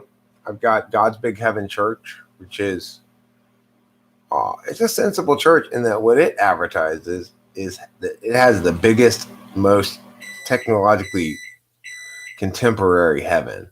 Because if you go to Catholic heaven, they don't have Wi-Fi. They don't. They're in the dark ages. You go to God's Big Heaven's heaven, plenty of room. There's plenty of space for everybody. You can have like a 2-bedroom, 3-bedroom, 4-bedroom, whatever you want, really. Of course, you got to be pious in the Church of God's Big Heaven Church. It requires a 10% tithe. And we also expect you to buy a lot of holy water. See, one of the ways that God's Big Heaven Church is better than other churches, what we point out is, if you drink holy water all the time, it doesn't matter if you sin because you're instantly absolved. So we recommend drinking only holy water blessed specifically by me, the pastor of God's Big Heaven Church. This way, if you accidentally sin, if you intentionally sin, and then you get hit by a bus, you're going to be fine. You're going to get into God's Big Heaven Church because holy water is absolving.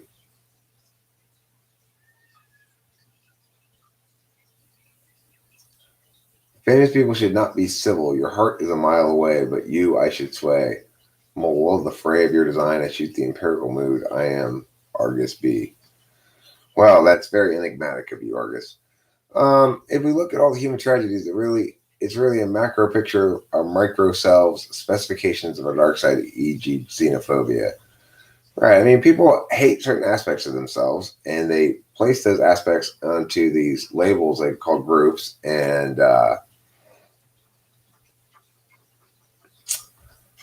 mietity miat. In Catholic heaven, does it have sodomy? I'm not sure. I'll have to check the Catholic heaven rule book to answer that question. God's Big Heaven does. It does. If you want it only, no unwanted sodomy. It doesn't have Gomorrah, however. Interestingly, it has Sodom. There's a city in God's Big Heaven called Sodom. It's where all the sodomists go to hang out during the day. They've got sodomy coffee shops, where you can get a hot cup of Joe and a dick in the ass.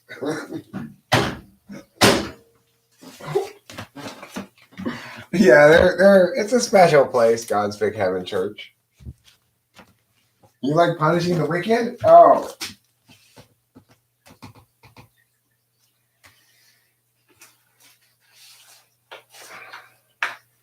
You'll probably want to visit the Intuitive Freak Zone in God's Big Heaven Church. The Intuitive Freak Zone is filled with people who like to be punished as the wicked. So there you go, James.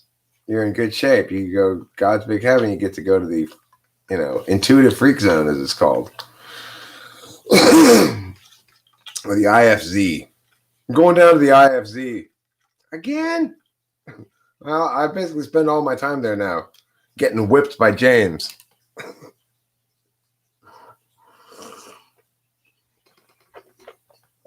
That is some good coffee.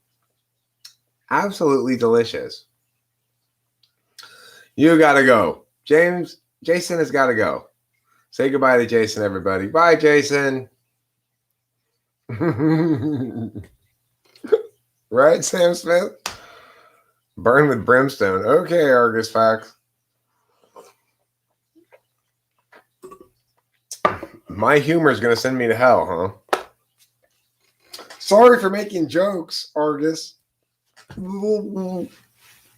Toodles is right.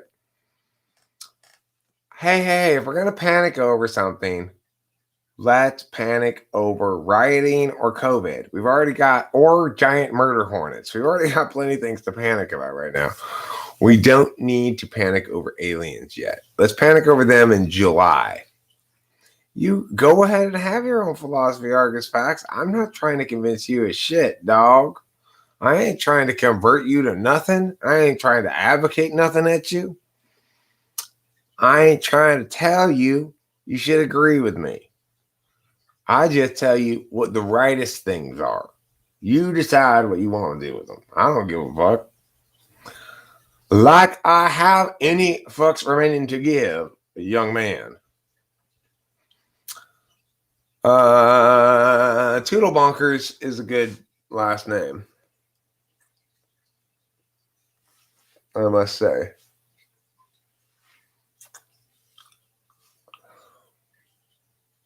Prophecy for July. You know what? Here's the thing. I want to say this. I think if 2020 is going to really be a full blast year, we are going to get aliens at some point. I'm hoping December, though. I think we should save aliens for December. So, okay, what can be going on in the upcoming months? Let's see. Well, right now we've got riot curfew. June is riot curfew. I think July, fireworks terrorism. There's a sudden movement among juvenile delinquent teens to shoot fireworks at things they shouldn't shoot fireworks at. That's going to be the strange movement that captures the country in July. In August, right before the Democratic National Convention, Biden's going to die. And I'm going to crash the convention and they're going to have me as the candidate. Okay? Now, September,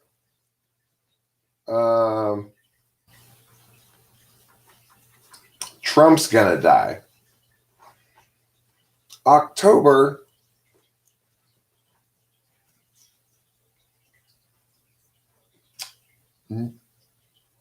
Mitt Romney is going to rise from the dead and take on the Republican nomination. But in a shocking result in November, I'm going to win the presidency. Then in December, aliens are going to land. That's the rest of the year, everybody. That's the rest of the year. What do you think? Pretty correct, right? That's my NI telling you what's going to happen the rest of the year.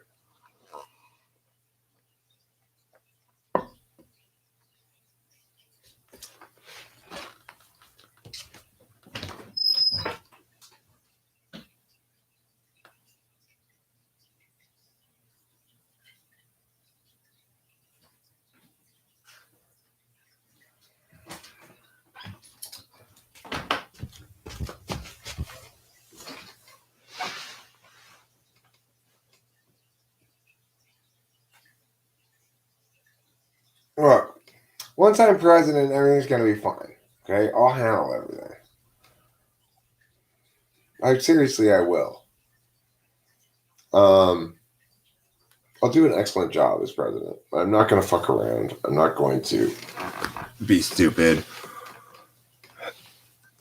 I'm going to do the right thing. I'm not going to be ideological. I'm going to be pragmatic, but I'm not going to let pragmatism become my ideology. The core of my manifesto, it's that the world needs to talk differently about things. The main problem that we have in the world is that the wrong narratives take hold at the wrong times and create major problems. COVID's the perfect example. There was no counter narrative that was meaningfully countering the notion that saving lives is of paramount importance over everything else in the world. That's why the COVID alarmists won, is because there wasn't an adequate counter narrative to explain why this bullshit was bullshit. I was making it, but I'm not big enough. I don't have a bully pulpit enough, you know? As president, I'll have sufficient bully pulpit to shape the way not just people talk now, but people talk forevermore, and make them talk properly about things. To make it shameful to be wrong in certain ways is an important accomplishment. I mean, the point is, what I'm going to demonstrate is not so much what the correct answer to something is, but what people who are arguing one side or another need to do before they're going to be able to convince anybody. So, okay, you used to think this. Then these are the things you need to do to make this case. If you can't do it, then shut the fuck up. I'm not doing any censorship or jail or anything. I will win the arguments. That's how I plan to make sure the narratives are correct. I'm not going to censor anybody. I'm not going to force anybody. None of that shit. I'm going to win the arguments from the bully pulpit. That's how.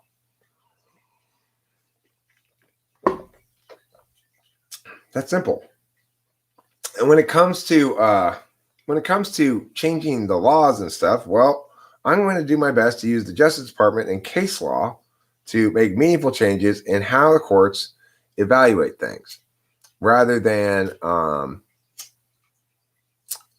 trying to work so much with the legislature to get new laws passed. I want to change the way that old laws are interpreted. What will I do about the unemployment rates in America? Very little. There's very little the government can do. Now, the government could launch some sort of major public works program or something, but you know what? That's just not really feasible anymore. Just because it worked around the Great Depression doesn't mean it's the thing to do now. What we need to do is enable individuals to engage each other in useful work. That's what creates wealth.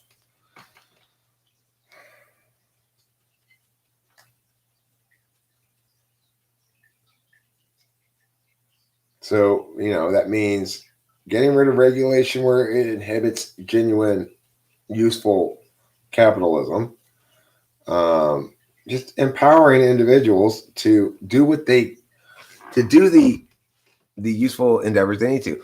I mean, frankly, I think universal healthcare is, if the government is going to spend a lot of money on some bullshit, universal healthcare makes more sense than the current system. A single payer system makes most sense compared to the current system. If we're going to socialize it at all, let's socialize it completely. The current system's an absolute fucking nightmare. And if you want to get rid of the current system while retaining individual rights regarding healthcare and not universalizing or socializing it, then what you need to do is eliminate the middlemen, get rid of all insurance companies, and force people to get healthcare on a a la carte basis, or it would require healthcare costs to be things that people can actually afford, right? It doesn't do you any good to be a cancer doctor if nobody can afford your treatment. No matter how, it's like if I'm an average person and the doctor's like, well, I need a check for $50,000 before I'm going to do this, that person's not going to be able to get that check to them. They got to seriously think about it. There's got to be a negotiation between the healthcare provider and the patient regarding the cost of this thing. There has to be a real relationship between the doctor and the patient financially as well as personally. If we got rid of all insurance companies, eliminated that completely, and force everybody to pay a la carte for all medical services, healthcare costs would go way, way down. The wasted amounts of energy people put into healthcare, this whole preventative medicine thing is complete bullshit. People should go to the doctor when they get sick. There's not a reason to go to the doctor otherwise. It's that simple. Yes, you should get vaccines and stuff like that.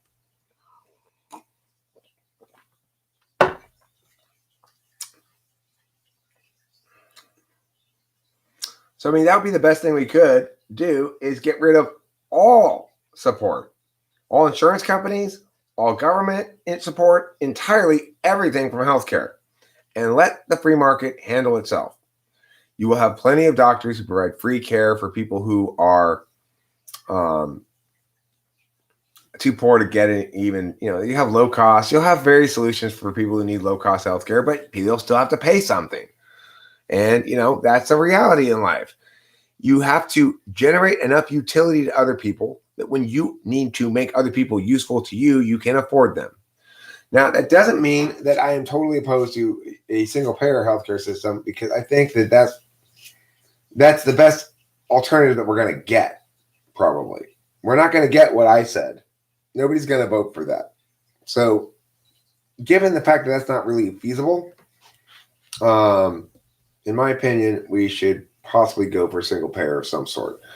UBI. Yeah, I would love to see a UBI, but it needs to be funded not from tax revenue. If you're going to fund it from existing tax revenue, then you have to get rid of as many things as is required to pay for it, so that it's not an increase in the expenditure. However, I have a plan for it, for a UBI that uses a US dollar cryptocurrency and a 4% transaction tax that goes into a treasury fund that's specifically earmarked exclusively for UBI, and that Congress somehow can't touch. We've got to figure out how to make it so the legislature can't touch this body of dollars, right? Because you see what they did with the endowment of Social Security. They ruined Social Security entirely. It's no longer a retirement investment program. It's now a way to subsidize disabilities. So that's my answer to all those questions.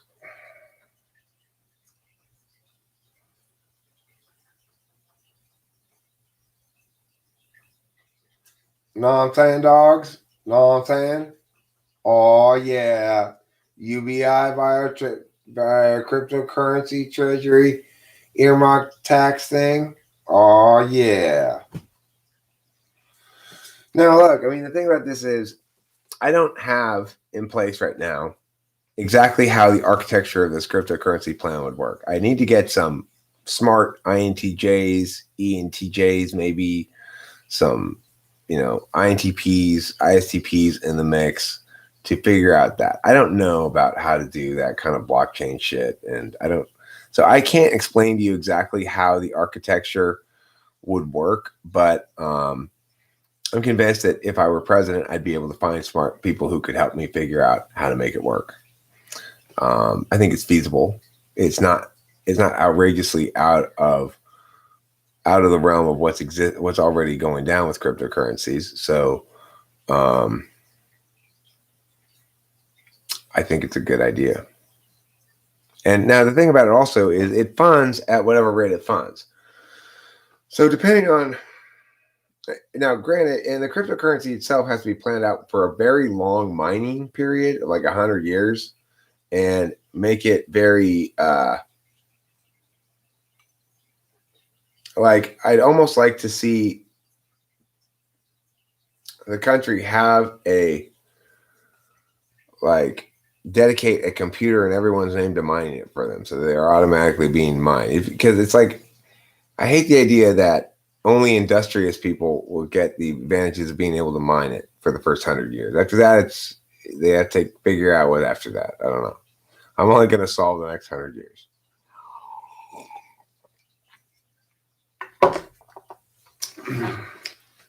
That could be my campaign slogan.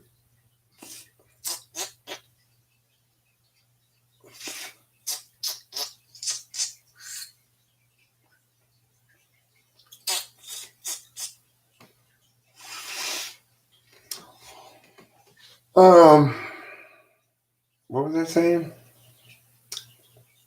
Oh yeah. Uh, Vote for Eric, even though he's only going to solve the next 100 years. From where do cryptocurrencies get their value? Well, because the reason they get their value is because there's observation directed to them. Namely, people put work into acquiring them, and they are finite and limited in accessibility. It's the perfect way for people to generate wealth without doing anything because they can get their computer to mine cryptocurrencies for them. And basically, you're directing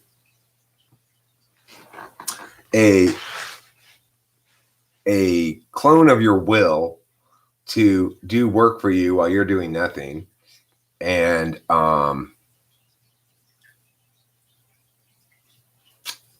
it's basically a way of taking money you already have, converting it into a clone, namely a laptop, and then having it do work for you.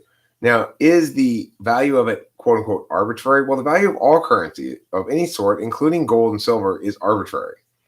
Only the value of commodities is non-arbitrary because it's linked to their utility. Currency definitionally is not a commodity and therefore is arbitrary. There's no distinction between a fiat currency and a non-fiat currency. That's an arbitrary distinction. It's a make-believe distinction. Gold's as fiat as anything else. It's always going to be backed by something equally irrelevant. In fact, if anything, the full faith and power of the U.S. federal government is a much more real backing of a currency than gold ever could be. It's like people have weird, not correct understandings of things all the time, and it interferes with their ability to understand other things. So it's like first order of business is get people to understand wealth correctly. Wealth is a metaphysical quantity of thing, not a physical quantity of thing, that is generated when you do something useful for somebody else. It might also be called beholdens. Wealth and beholdens are the same thing. I've done a full day's work for you. Therefore, you owe me something. You owe me a full day's work in return, or you owe me some commodity of equal value, or whatever.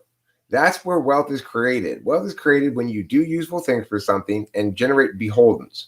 That beholdens should be represented by additional currency being fed into the economy to equal to the amount of beholdens being generated. Right now, very little beholdens is being generated because everybody's on lockdown from COVID and shit, So that means the amount of wealth being generated in the world is at like zero for a long stretch there, with just like everybody's shut down. No new wealth is being generated. The only people who were generating wealth were supermarkets and 7-Elevens.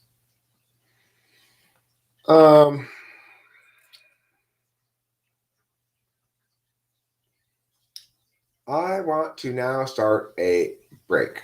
I want to have a break. I want to go stand outside, smoke a cigarette, sip some water, maybe pee on the plants outside, and then return. It's weird. I'm not on any kind of amphetamines at all, but I feel like I am. I feel thwacked out. I feel up. It's weird. It has something to do with happiness as well. It's like I'm really happy. Rachel and I are really happy. She's great when she's not mentally ill, It's interesting.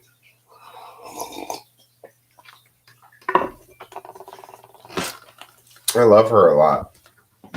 She's my precious angel bottoms.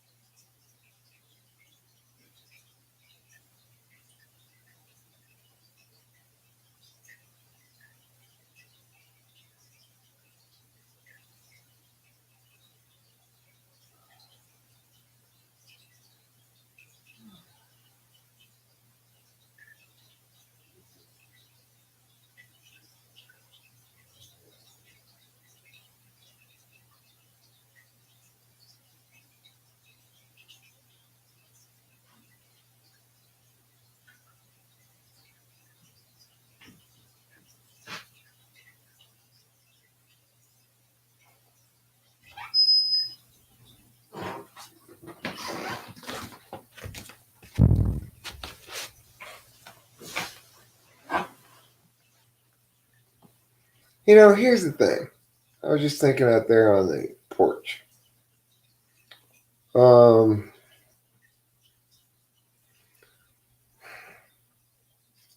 I think we all spend a lot of our lives worrying about getting into trouble, like getting in trouble, either because you're not working enough, you're not taking, you get in trouble at work, you get in trouble by just not not managing to live up to some social norm.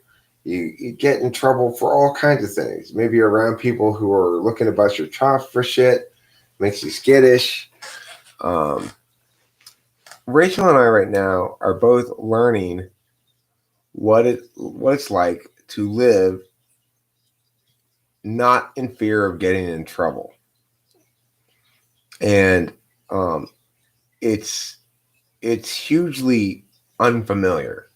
I've never been able to live like this before, where I've had so few responsibilities, and that's the thing that makes you worry about getting in trouble is responsibilities.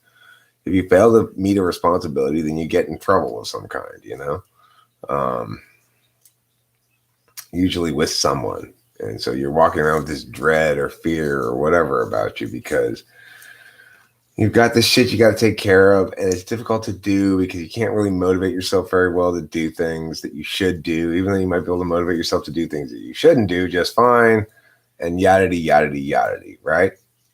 Um, this guy here, yeah, you do need social interaction too. It's true though, that's an important component in this equation. People do need to go out and interact with other people. They need to feel love. They need to feel companionship and stuff like that, right? James, nobody's responsible for themselves. Everybody needs companionship. Everybody needs love. That's why you're here right now, because you're not just responsible for yourself, okay? Because you need companionship too. But the thing is,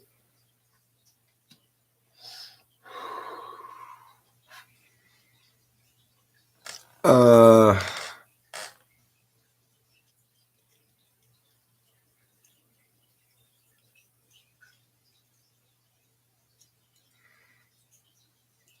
the thing is, uh, when you don't fear getting in trouble anymore because there's nothing to get in trouble about, it's a different world entirely. So right now, Rachel and I have basically no responsibilities. We can do what we want when we want. There's a certain kind of like responsibility to each other that we're realizing we just need to just relax. It doesn't matter. Things that she's worried about, I'm going to be irritated about, don't matter to me. Things I'm worried about that she's going to be irritated about don't matter to her. So when you don't have any responsibilities and you can do what you want all the time, well, lately there's been this COVID thing that's kind of constricted our ability to do things, but it's weird when there's nothing to be jumpy about. Like right now, I feel like live streaming. I'm like, well, it's 2 hours. I should probably. Why you should probably, Eric? Why are you doing this again? Why are you should probably yourself? There's no reason for this. Do what you feel like. You're not doing anything bad. There's nothing wrong with staying up all night and live streaming if I feel like it. If I want to live stream for 4 more hours, there's absolutely nothing wrong with it.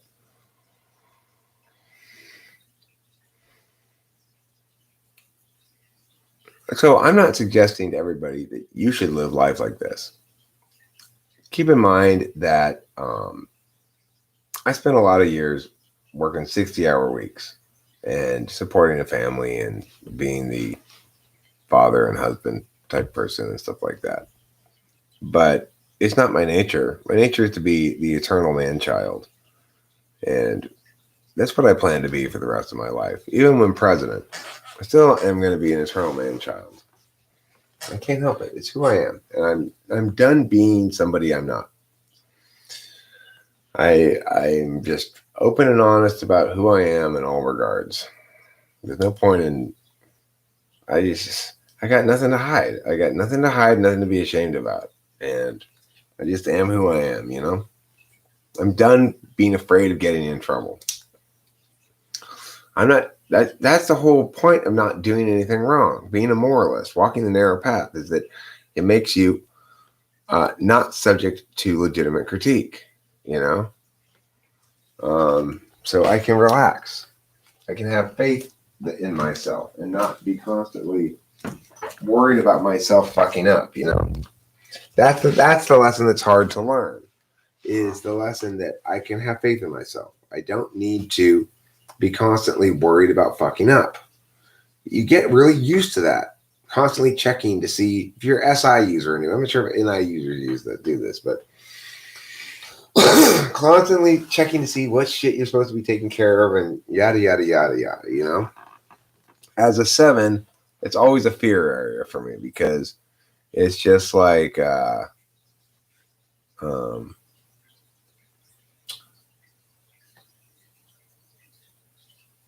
it's like, oh no. Uh-oh. What's your name is rubbing pot roast gelatin on my lips. You don't see nothing wrong with it unless you're not getting your sleep. Well, that's the thing, is like I sleep I sleep a lot during the day. I got a really good nap today from like 11 a.m. till 3 p.m. or something.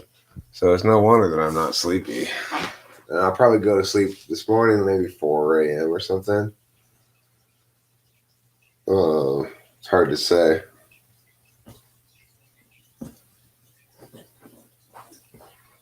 Living without a lot of fear in your life, though, is its own kind of challenge, because when you have a lot of freedom and you have choices to make and you don't have a lot of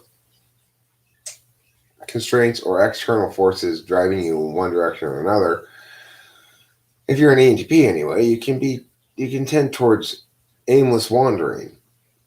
You know, most of the time, the vast majority of my free time, when I'm choosing what to do, I'm choosing to do something that's not very productive, either live streaming like this or watching or listening to something, you know, like consuming media. Occasionally, I still make something that might be productive, you know. You never know how something's going to hit on YouTube, but in general, this medium of live streaming is not particularly useful for me. Well, that's good. Argus facts.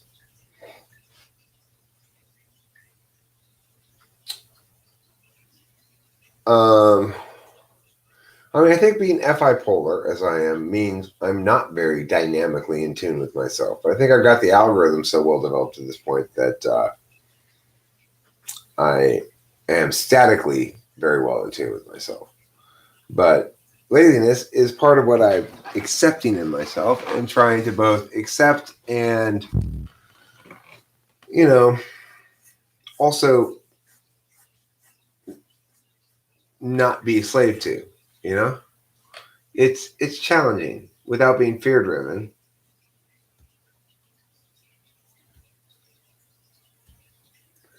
Yeah, King Kristen Summer Pagoo.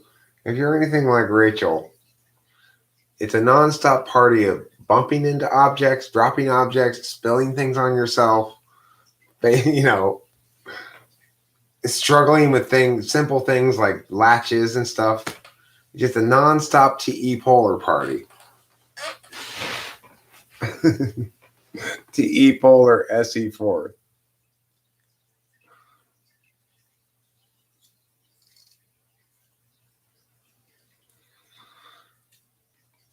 You know, I could hand Rachel a cup of coffee and just sort of start the countdown. 10, 9. Sometime before I get to 0, she's gonna spill the coffee on herself. It's pretty much guaranteed. It's what she does. It's how she rolls.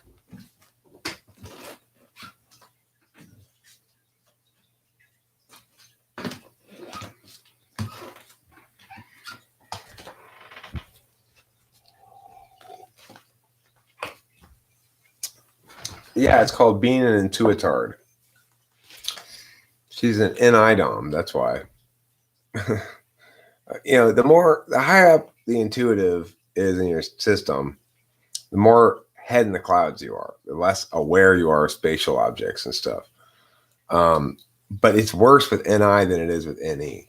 As an action type, I'm much more aware of the surroundings than Rachel is. She's more in the clouds than me. And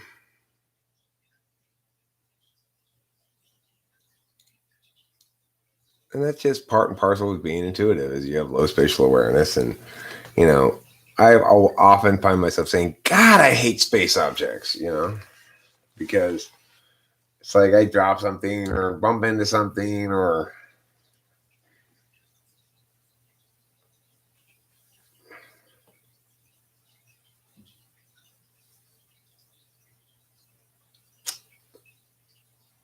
I mean, my initial read on you was young INFJ. Right out the gates. I thought 17-year-old INFJ, 16, 17, maybe 18. Am I right? That's what I thought, like right out the gate. I thought late teens INFJ.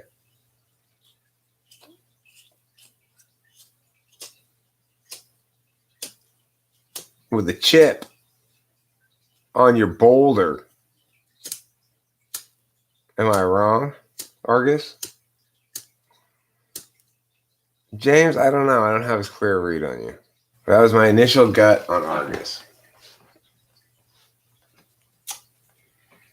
NIFE, too enigmatic to be 30,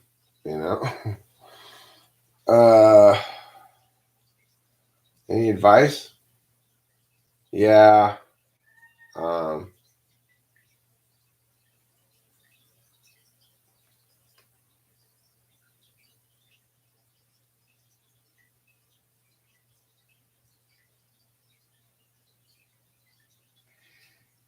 It's all good. That's my advice. It's all good. It's got to trust. You got to find some things to trust in life. It's hard for INFJs. They're very. It takes a lot for them to trust, and any violation of the trust is perceived as a trust violation. I don't think Skyger cheated. I think that's actually his guess.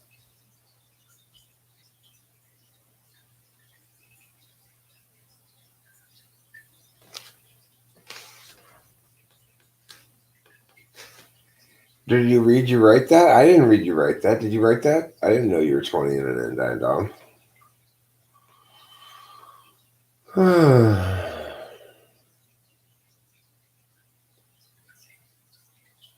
I mean, the nice thing about INFJs is they seem to like to hang out with me. You want to build a company? Yeah. What's it called? What's it do? Is it called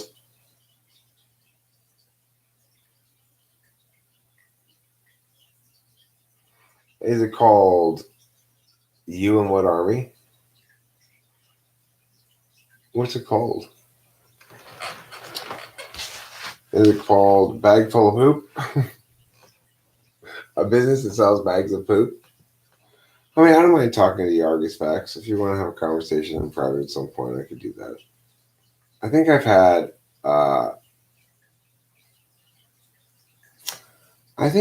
a little bit too much coffee. Right. And see, this is the thing. I'm capable of being in a relationship with an INFJ in part because I am so overtly and vigorously honest. I make a point of telling the truth seriously. And that's just me bouncing my knee. I bounce my knee all the time.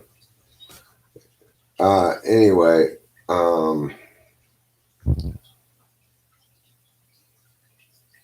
it requires you to be a scrupulously honest person to be with an INFJ. I am that scrupulously honest, so I can do it. But I realized being with her that there were some ways in which I wasn't that honest, and I immediately had to extinguish those. Like, one time early in the relationship, she heard me lie to my dad, and she called me out on it once we were alone. And I was like, yeah, I did lie to him. And I don't do that anymore. So, that's one of the benefits of being with an INFJ. And as far as I know, I don't remember her ever really willfully lying to me about anything. She does contradict some of the things she says when she's in an episode or something. But is she a brown head? What's a brown head? I don't know what a brown head is.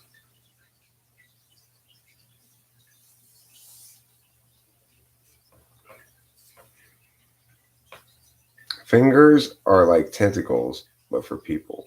Yeah, she has brown hair. She got some gray in it too. She's 35. Fingers are like tentacles for people. I'm tired now.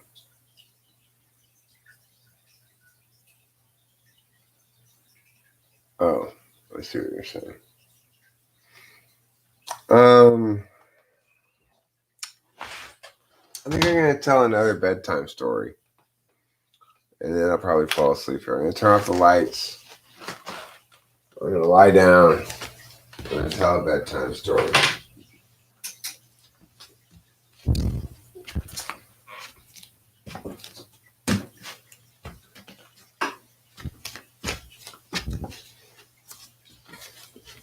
Bye. Bye, Bane in the morning. You take your dog to the vet. Okay? An alien parasite who's an Enidom.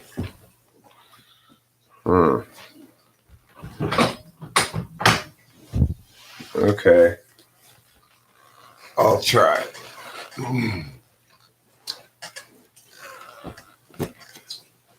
Okay.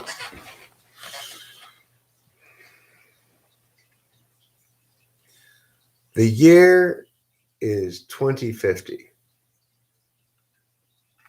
And Todd is a young man who's grown up in one of the bubble communities on Mars that Elon Musk put up in 2035.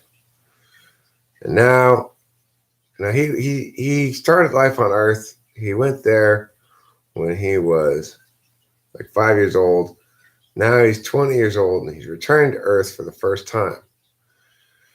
He goes around the bubble community, and there aren't very many people in this community. It's mostly all dudes. It's a big sausage party. His mom's there, and his dad and his sister. But there aren't really any chicks other than that for him to get on in this community. It's a relatively small bubble.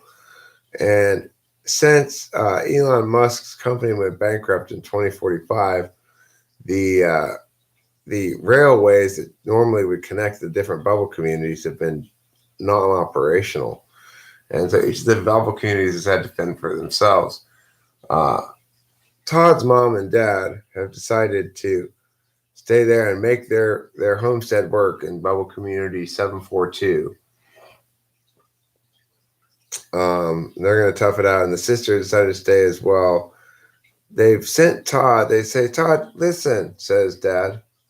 Listen to me, Todd. Sit down. No, Todd, over here. Stop looking out the window. Sit down. Sit your ass down at the kitchen table right now. Okay, here I am, Dad. Listen, Todd. You know how tough it's been out here since Tesla went broke.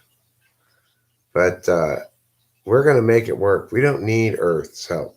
We can do it all here ourselves, okay? We are currently We are currently terraforming this planet and making it vibrant and lively again with oxygens and other important gases. Yeah, yeah, Dad, I know. You give me this lecture like every day. All right. I'll skip to the point here, Todd. I need you to go down to Earth, and I need you and join us in our fight to save Mars bubble living, the bubbliest living you'll ever find on Mars. So Todd goes, yeah, okay, I'll try, Dad. I'm not sure anybody really wants to come up here and join this failing community, but I'll do my best. And Todd's dad says, one more thing, Todd.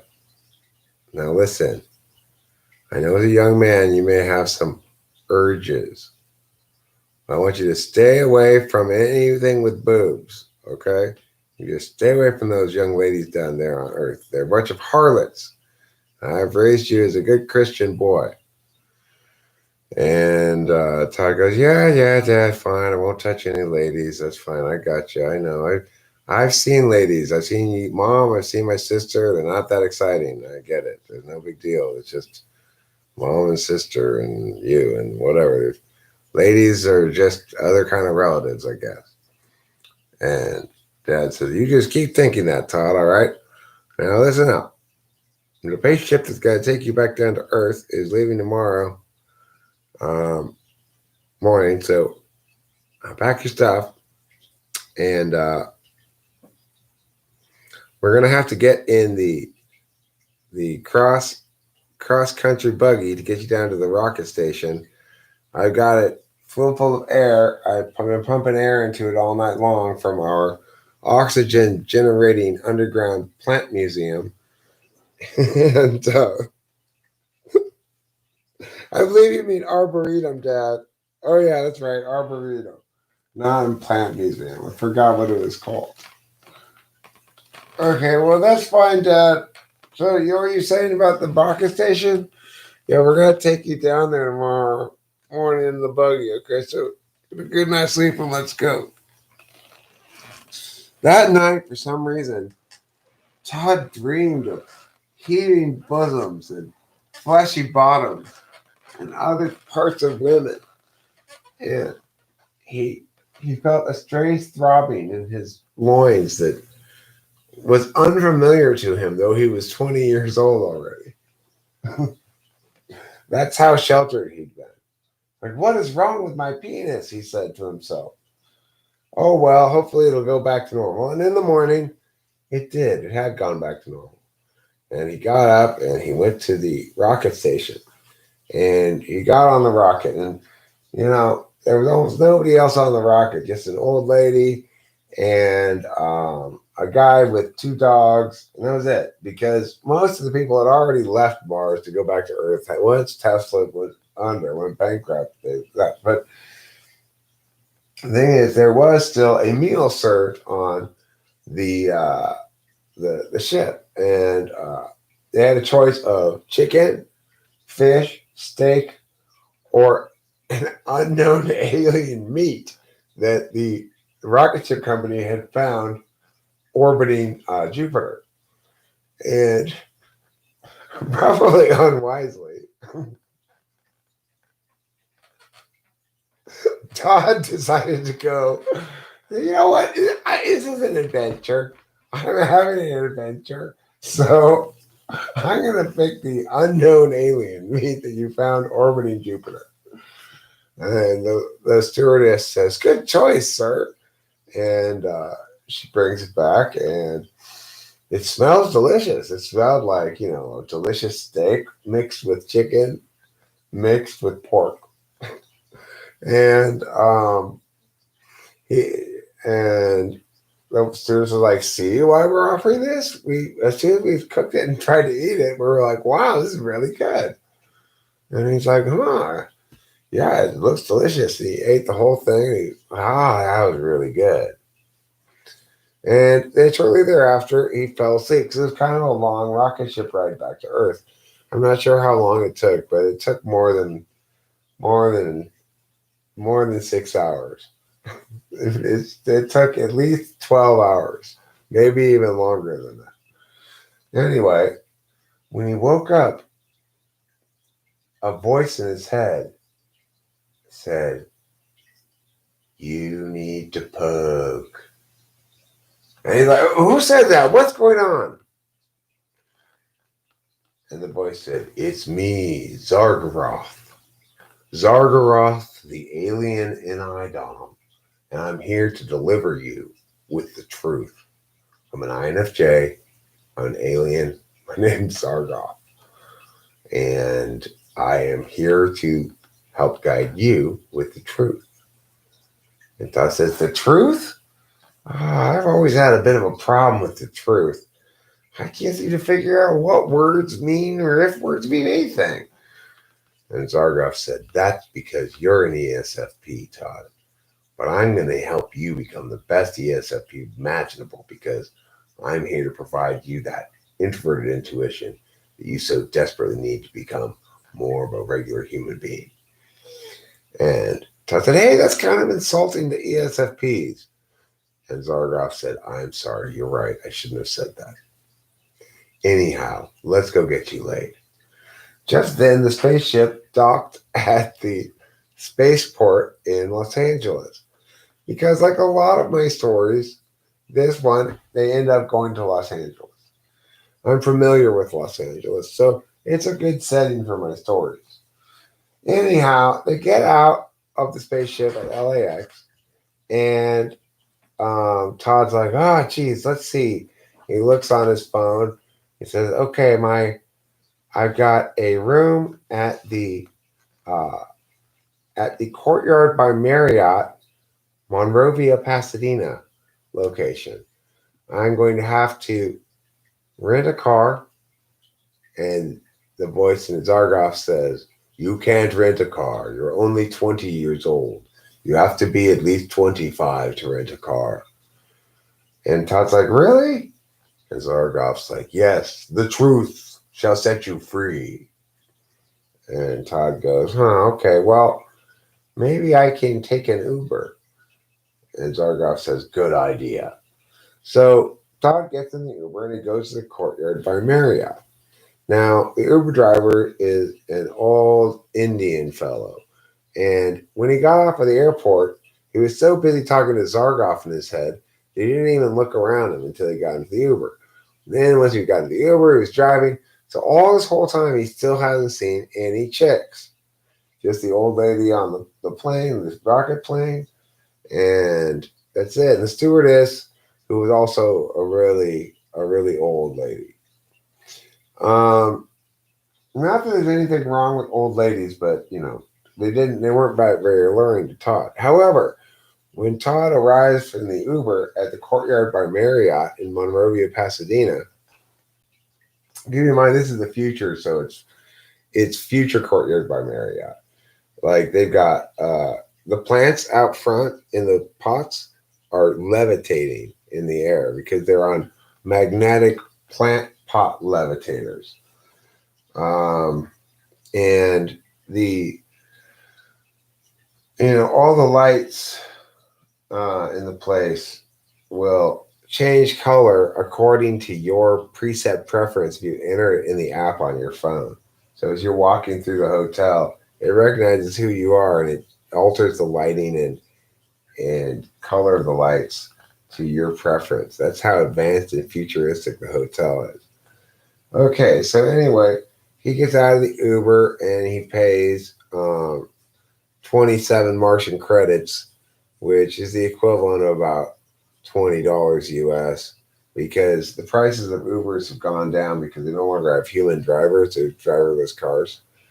Anyhow, he gets out, and one position that they still do have humans because they just, it's the hospitality industry, is a lady behind the desk at the hotel.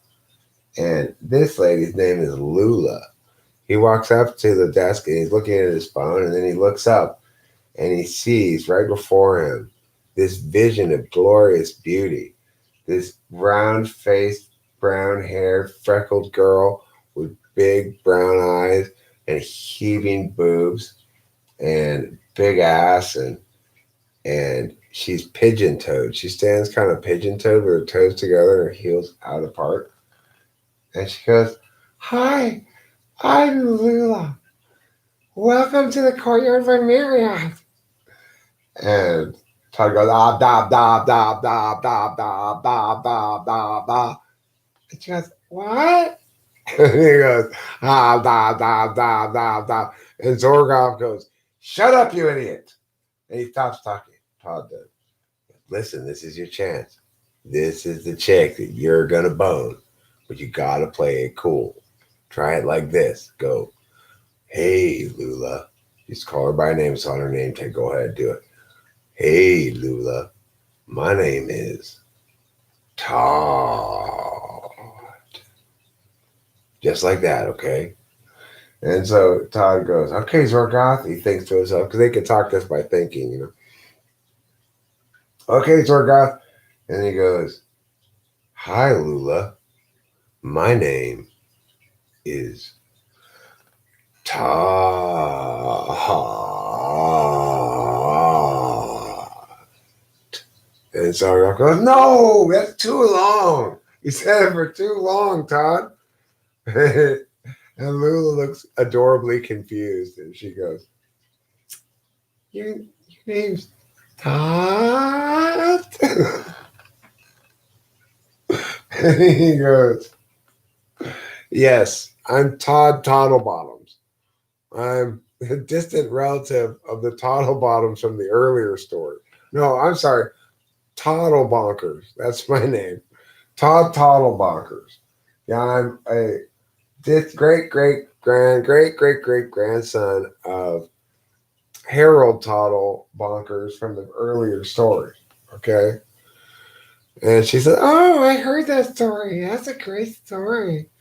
And and uh, and Todd goes, "Really? You heard about my relative Harold Tottle Bonkers?" And she's like, "Sure, I've heard that story. I listen to Talking with Famous People." Uh, and you're like, "Wow, that's an old YouTube channel. Is he still around? He couldn't possibly be, is he?" She's like, "Yeah, he is. It's only 2050. He's only 79 years old. He's still telling the story of the Tottlebottom family, the Tottlebonkers family." "He is? He's still talking about my family?" says Todd, incredulously.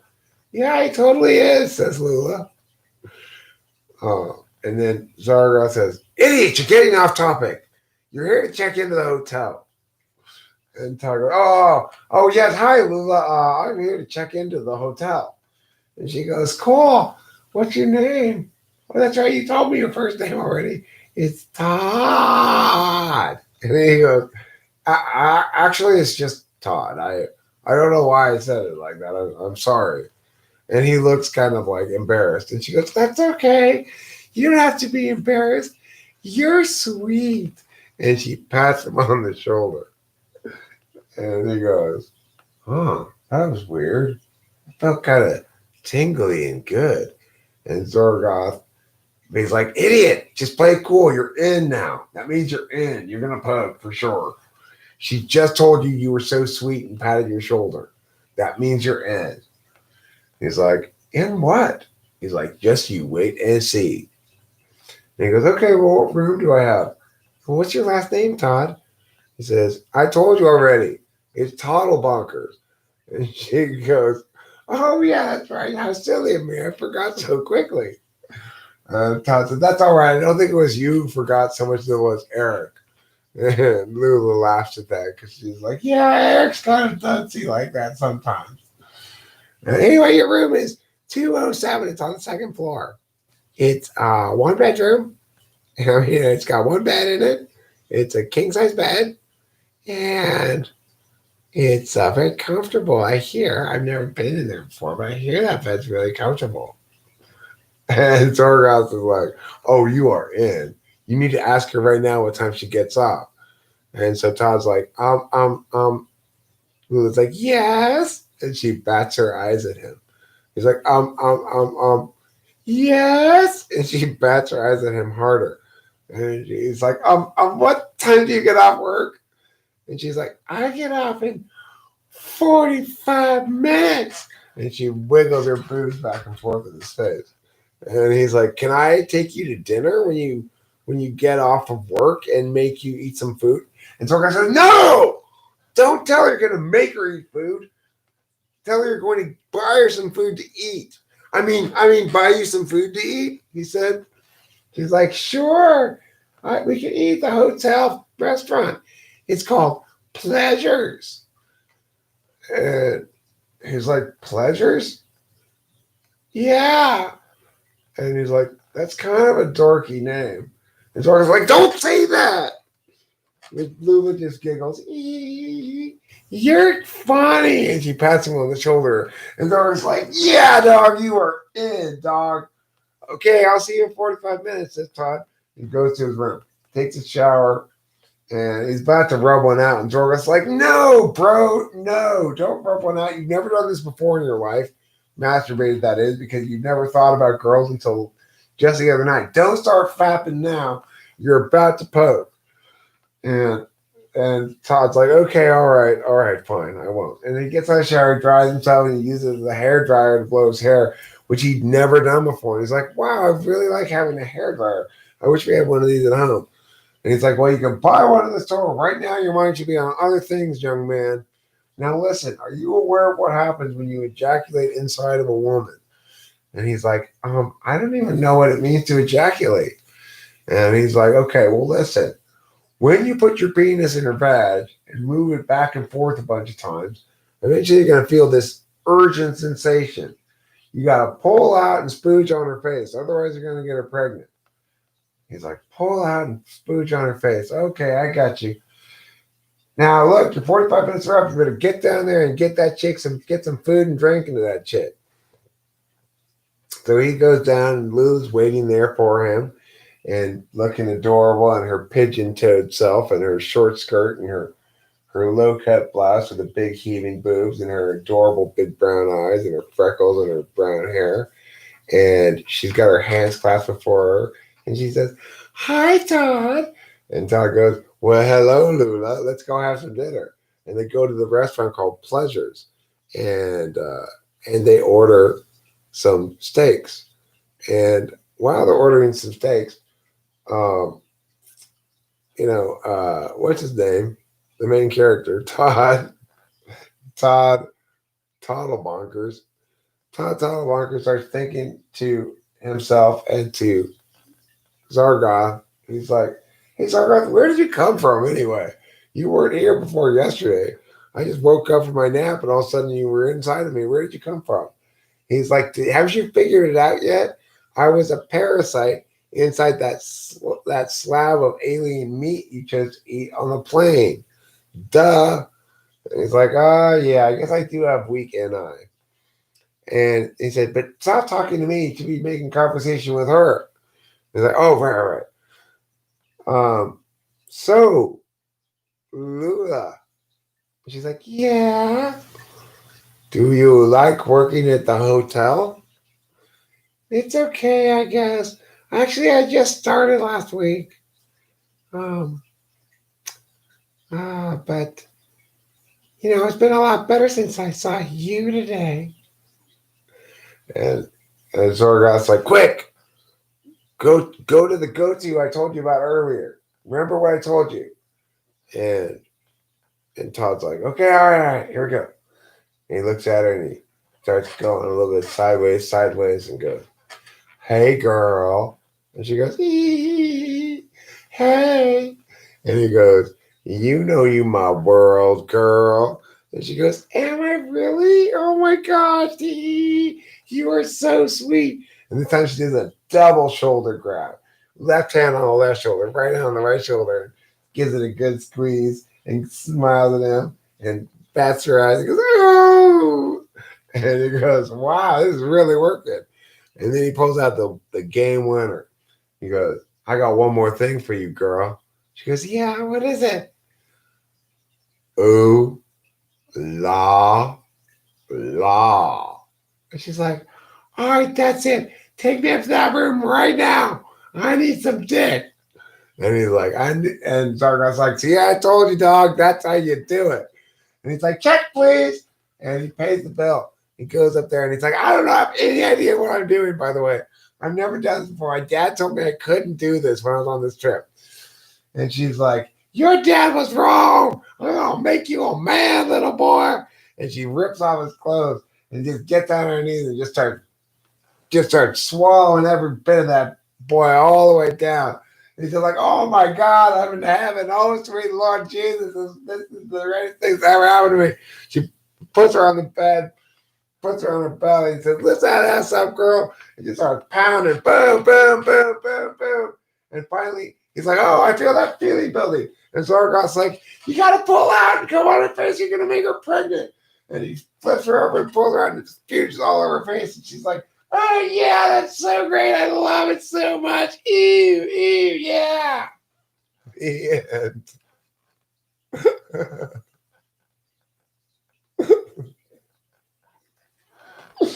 What do you think? Was it a good story? I liked it. I thought it was a good story. That's the story of Todd and Lula. It was fun. It's fun telling bedtime stories.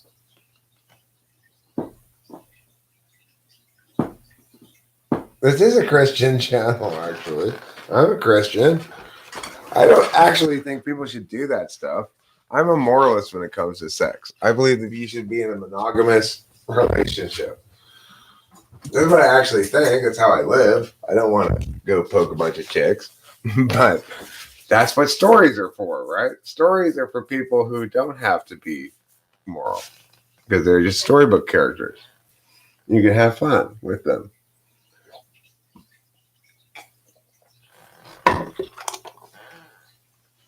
No, Lula's the hot chick, Sky Garrett. Lula's the hot chick.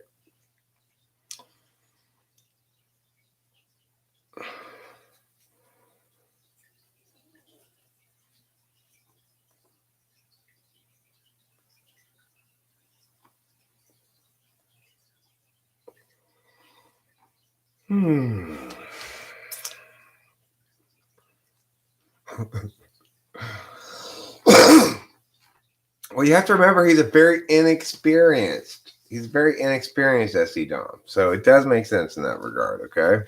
He doesn't know anything. He's lucky his dad didn't put him in a chastity belt before he sent him to Earth. And, you got to remember that Elon Musk's company went broke. Why did it reminded you of Rick and Morty? There was nothing interdimensional about it at all. It was ripped from the headlines. It had a real world company. Oh, the voices.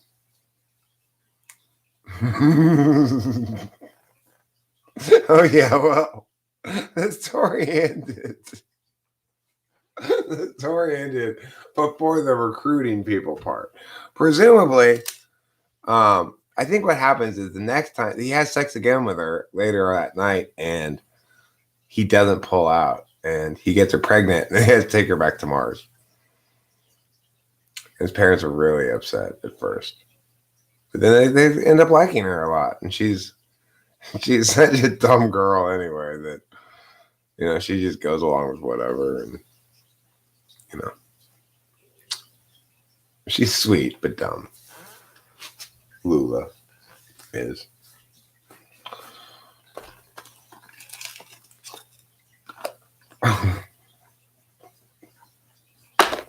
It's Elon Musk's fault, okay, Sky Garrett? It's not his fault. It's Elon Musk's fault. Because Elon Musk stopped funding the inter-bubble transportation system. So they were isolated there in their bubble. He didn't have any other chicks to look at besides his mom and his sister. That wasn't very interesting to him, obviously. So he didn't realize he really wanted to get laid until he got down to Earth. That's the whole point. There are more such stories, Raphael. I tell bedtime stories periodically. It's not a unique event here. They typically end the same way. There's an earlier bedtime story in the same live stream, actually, that ended the opposite way, in which the guy and the chick didn't end up having sex.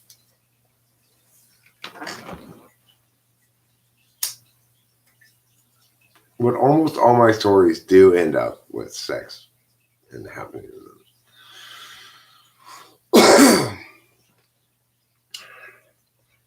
You know, the other night we had a bedtime story in which Isaac Newton traveled in time, had a time-space accident, traveled forward in time, and ended up knocking on the door of an erotic pornography movie producer in the San Fernando Valley who lived next door to this one hot chick, right? You see what I'm saying? Well, you can imagine what happened. Sexual intercourse.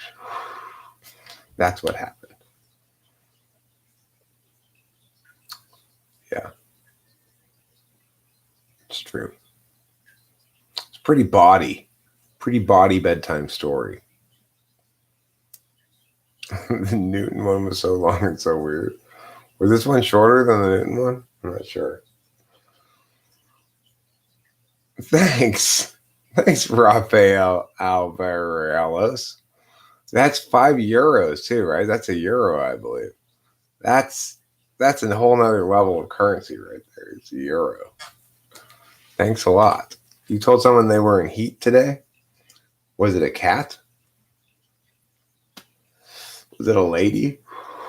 If so, that's pretty, she must have been all over you, I guess. What are you, in heat?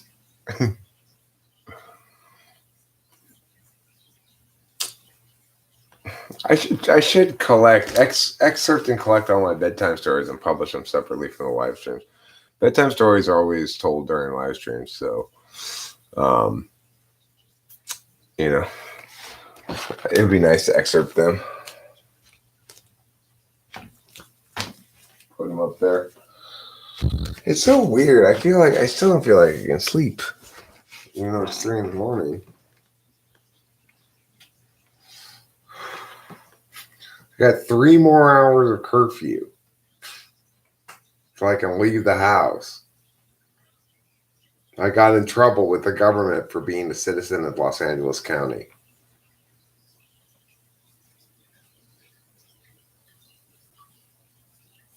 You always lose them because of the chat? Probably. I like telling them because I make myself laugh when I'm telling the stories, you know?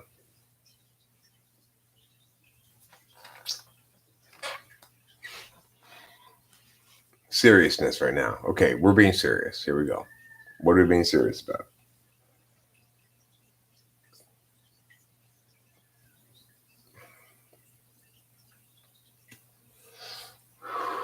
Let's be serious.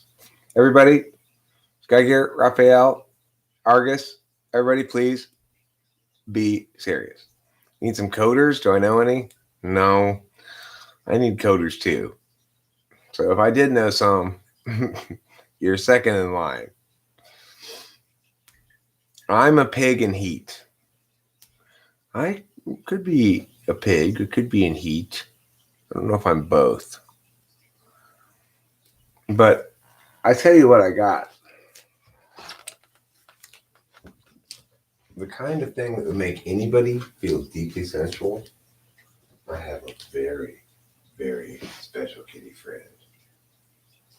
Oh, yes. Now that is sensuality incarnate. If anything would ever bring you to bestiality, it's the sight of this beautiful, beautiful, sexy cat.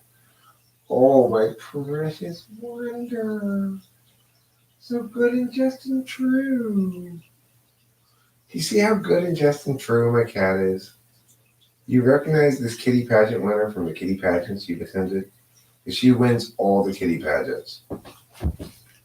It's true.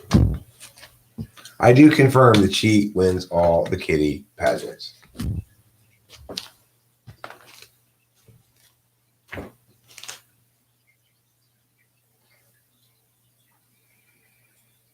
No, I'm not going to vigorously rub anything.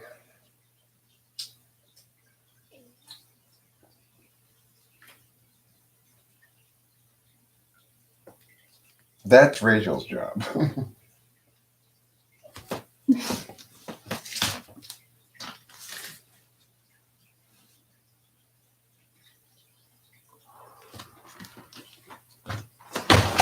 I hereby and forevermore declare myself the eternal man-child. Okay? So if you expect me to do something useful, just forget it. It's not my game. It's not how I roll. I'm the eternal man-child. I don't wanna is always an acceptable reason for me. That's fine.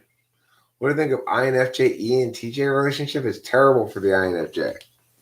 The INFJ is being supervised in that relationship.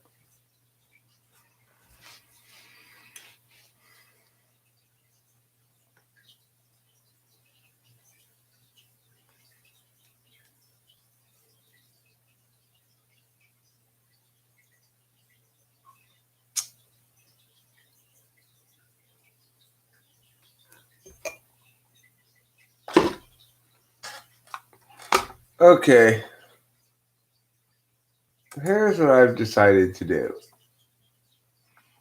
I've decided to end the stream, as it's called, but I'm going to go hang out in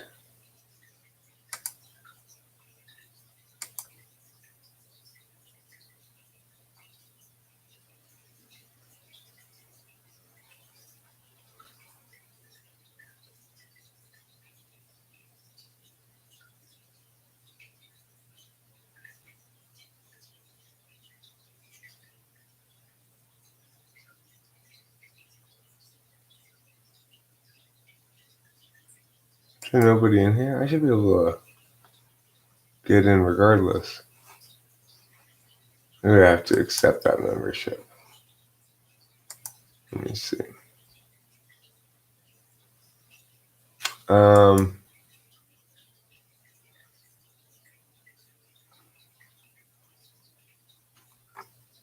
looking for whereby WRHER. There it is. Member invitation. Accept invitation.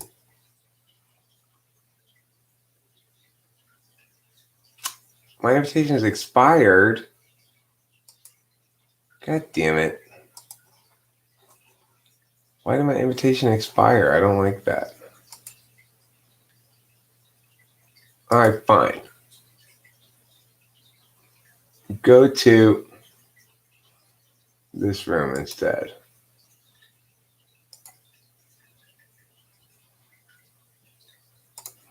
Alright, so I'm going to end this stream. I don't quite feel like going to bed yet. So I'm going to go hang out in here if anybody wants to hang out and chat.